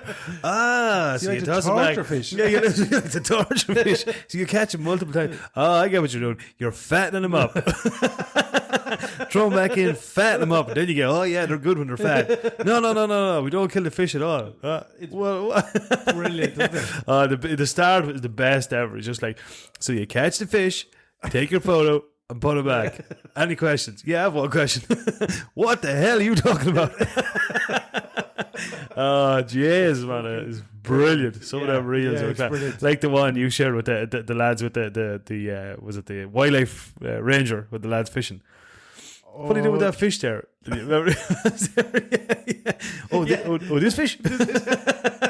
No, he was just stuck here. We were just having him back. And he's like, look, I take him off, then you put him in. He's like, what he said? Oh, show me that fish. What fish? Gone. Yeah, fish gone. Oh man, absolutely brilliant stuff. I suppose we're an hour and 53 minutes in, man. We better start wrapping it up. Come here, big announcement. Yeah, look, we've had a huge week. And we're going to talk a lot more about it next week. But just giving a heads up, I know I've been talking about it for a while now. So obviously I was in the market for a new rifle, you know. Yeah. Looked at a couple of brands, talked to a few different people. Everyone knows me. I'm hunting I suppose fairly successfully enough this year, I suppose, within reason. Absolutely. With my trusty Howa 1500 in 243. So Dom from Highland Outdoors reached out to us, and I headed down to him there on Tuesday evening, and met with Dom, and he kind of gave me a look through the place and just some of the stuff that Highland Outdoors I suppose supply to the industry is the word, or wholesalers obviously, but one thing he mentioned, he knew that I was in the market for a gun, so he showed me the new Howa Super Light, and I tell you one thing, man, when I say super light, this thing is unbelievable. Like, I cannot, like, when I was holding it, I was just, I can't even describe how light it is. It's absolutely fucking phenomenal. So that's gonna be like a big addition to. Yeah. I can't wait. Like, I can't wait to have it in my hand as well, because like that. You were telling me during the week. Wait till you feel this thing. It's like a feather, you know. It's like a feather, and then the quality that's in it too. Like the statistics, and when you look up on some of the stuff that goes into them, like it just ticks all the right boxes, man. You know, it really does. Like, yeah. So you decided on a caliber? Yeah. Now this is going to be. People are going to be pink shoes time. Have a guess. Well, it's available in two, I suppose. It's available in 6.5 Creedmoor and 308. So, yeah, 6.5 Creedmoor. You have to guess, yeah? Yeah, exactly, yeah. So you're going to get tortured online. Yeah, exactly. For a reason that I don't know why. But I do not understand it either, but sure, look, that's the way it goes. 20-inch barrel, blue barrel threaded, ready for a suppressor, the whole job lot. It's £4 7 ounces, man. £4. That's what it is. £4 7 ounces. And it feels lighter. Do you know what I mean? Yeah. It's just well balanced. Oh man, absolutely perfect. The action on it is so smooth. It's it's really, really nice piece of kit now. So I cannot wait to get it. So I had a look at it. Absolutely, is like 100%. So I got on to the bowl. Mick the guru in Central Gold Ammo, and says, Mick, get me one of them there, fairly lively, fair play to you. So and he's getting you one in fairly quick, I think. I should have it in the next couple of weeks. So that'll be my rig, please God, going forward for the upcoming season. So you'll probably start seeing loads of it. So I can't wait. Get it out, get it into the field, and get it tested and stuff. So that's the big reveal. I am sticking with the Howa. It'll be a Howa in a super light edition this year. And in fairness, the guys, just want to give them a shout out. They spent a good bit of time with you during the week. They did. However, look at, I only spent an hour and 53 minutes max. And that's why you have to wear moisturiser. I fucking age when I come out here. So there's a bottle of Nivea for men going down to you. To Dom. What a absolute break. Dom is an absolute gentleman. I thought, I should just fly in there and get a look at a few bits and pieces. And I think I was about 4.5 hours down there. 4.5 hours, and just for 4.5 hours. And a great old chat and a look around, and some of the stuff that they do is they're on social media. They have their own website, and they're on Facebook and Instagram and stuff. So you can jump on there and see just some of the products that they do, and they'll be available in, I suppose, most gun shops, I suppose. And I think going forward, the guys have kindly offered to give us products to test, which we're doing at the moment. We have one at the moment that we're testing out. So we'll be bringing some more stuff to test out, and it'll be an honest and straight out, no bullshit. In fairness to lads, what I think we both liked about them, and that it kind of suits us here in the podcast. It's They didn't want us to be kind of No. brand ambassadors. Or, No. They wanted just an honest field test of the product and give an honest review. That was their wording. So we will try to do that to the best of our ability, you know? Yes, absolutely, 100%. So, what story? Are you going to hold on to your Bergara? Yeah, sure. I'm going to hold on. The Bergara, I'm happy enough with. Obviously, my scope. My Vortex is ready for collecting down on Wild Hunter, but yes. I'm going to change the scope. You're going to change the scope? Yeah. Okay, but Jesus, okay. Yeah, now, see, I'm caught because we were out last night, right? This is giving us the dilemma. We were saying last night. Yes. So, 2.2 is lovely, and had a little torch set up on top of my normal scope. Yeah. But the very minute the lamp went on, they were running, weren't they? They were, yeah. Do you know what I mean? They were moving, they might stop, but yeah, exactly. Do you know what I mean? And then they're startling initially. And but just with the night vision, it's just it just gives you that especially with the suppressor now, you know, you could pop your few rabbits and be done in an hour. Yeah, do you know what I mean? Absolutely, if you're getting over a few rabbits, and it'd be grand, and then throw on the 6.5 and go off and do your fox shooting. That's what I'd like to be able to do, you know. Yeah. Because get me half dozen rabbits. That's me food, and then go out and do me vermin control till 2:30 at night. So I'd love the little what I'd like to ask is there a, you know, a nice little night vision, you know, for a 2.2, you know what I'm saying? Yeah. Not overly expensive. No, but just something. We'll chat to the guys maybe and see. There's options out there, you know, there definitely is options out there, and I think that'd be great. It'd be brilliant to have, like, something just exactly as you say. You don't want to spend, you're not using it for fox as such, you just want to use it that's on your 2.2 and you can use it as a day or night. And there's if there's not one out there, there should be. Yeah. And then I have to decide on a day scope for the Bergara. There's options. There's heaps of options out there. Yeah, that's the problem. There's too many options, so we need to just probably knuckle down. Look through a few and see. Yeah. But I need to get that done now. You know, sooner rather than later. I want to get that done. Yeah. Obviously, have it all set up, ready to rock and roll. Yeah. And I really, really want, and I'd love if people could give us a little bit of, quick detachable mounts, like, and I don't mind, you know, what would you say, just without sounding bollocky, but like I'd like to spend a few bob on the mounts. Do you know what I mean, that you know, you can go from night vision to your day scope, like a blazer mount or something like that. Yeah, be the right job. I think, like, if you see where it didn't work for me was, so I wanted to be able to switch before I got to 1.7. Like, I wanted to be able to switch the night vision scope on and off so I wanted to switch it on and off the 243 for foxes, you know, and then versus me day scope for when I was going for a deer. And then when I bought the 1.7, I wanted to be able to bang it, say, for if it was a particularly windy night that I wanted to I'd bring out the 243, and then bang it on. So I got to pick tinny rails and all that, but unless it's one constant rail, right? Yeah. How would I describe this? I thought I'd be able to make two profiles, screw it off one, bang it onto the other. But while it's the same type of rail, the spacing is different because it's in two separate sections. So then the rings wouldn't line up. So it didn't work. Didn't work. So if you had one complete rail and you could just bang it from one onto the other, then it'll work. And you can have, I think, and most of them, I know you certainly can with the ATN. I'm not 100% sure with the Pulsar. I presume you can have two different profiles or a few profiles. Yeah. So look, I need to just probably do a little bit of research or maybe talk to some of the guys and get a little bit of feedback as to what the best options are out there, you know. Yeah, definitely, man. Yeah, because I don't we have the problem now. I had very little time, or we had very little time before we started this, and then we're going to have a lot less. So I just don't want to be. I don't have huge access to going out and zeroing, and then before you go hunting. Then I know our vermin control and the clubs and stuff. That's a year round exercise. So, and I want to keep it up because we're trying to get on top of them and keep the numbers in control. So. Yeah, absolutely. Yeah. So, good stuff, man. Yeah.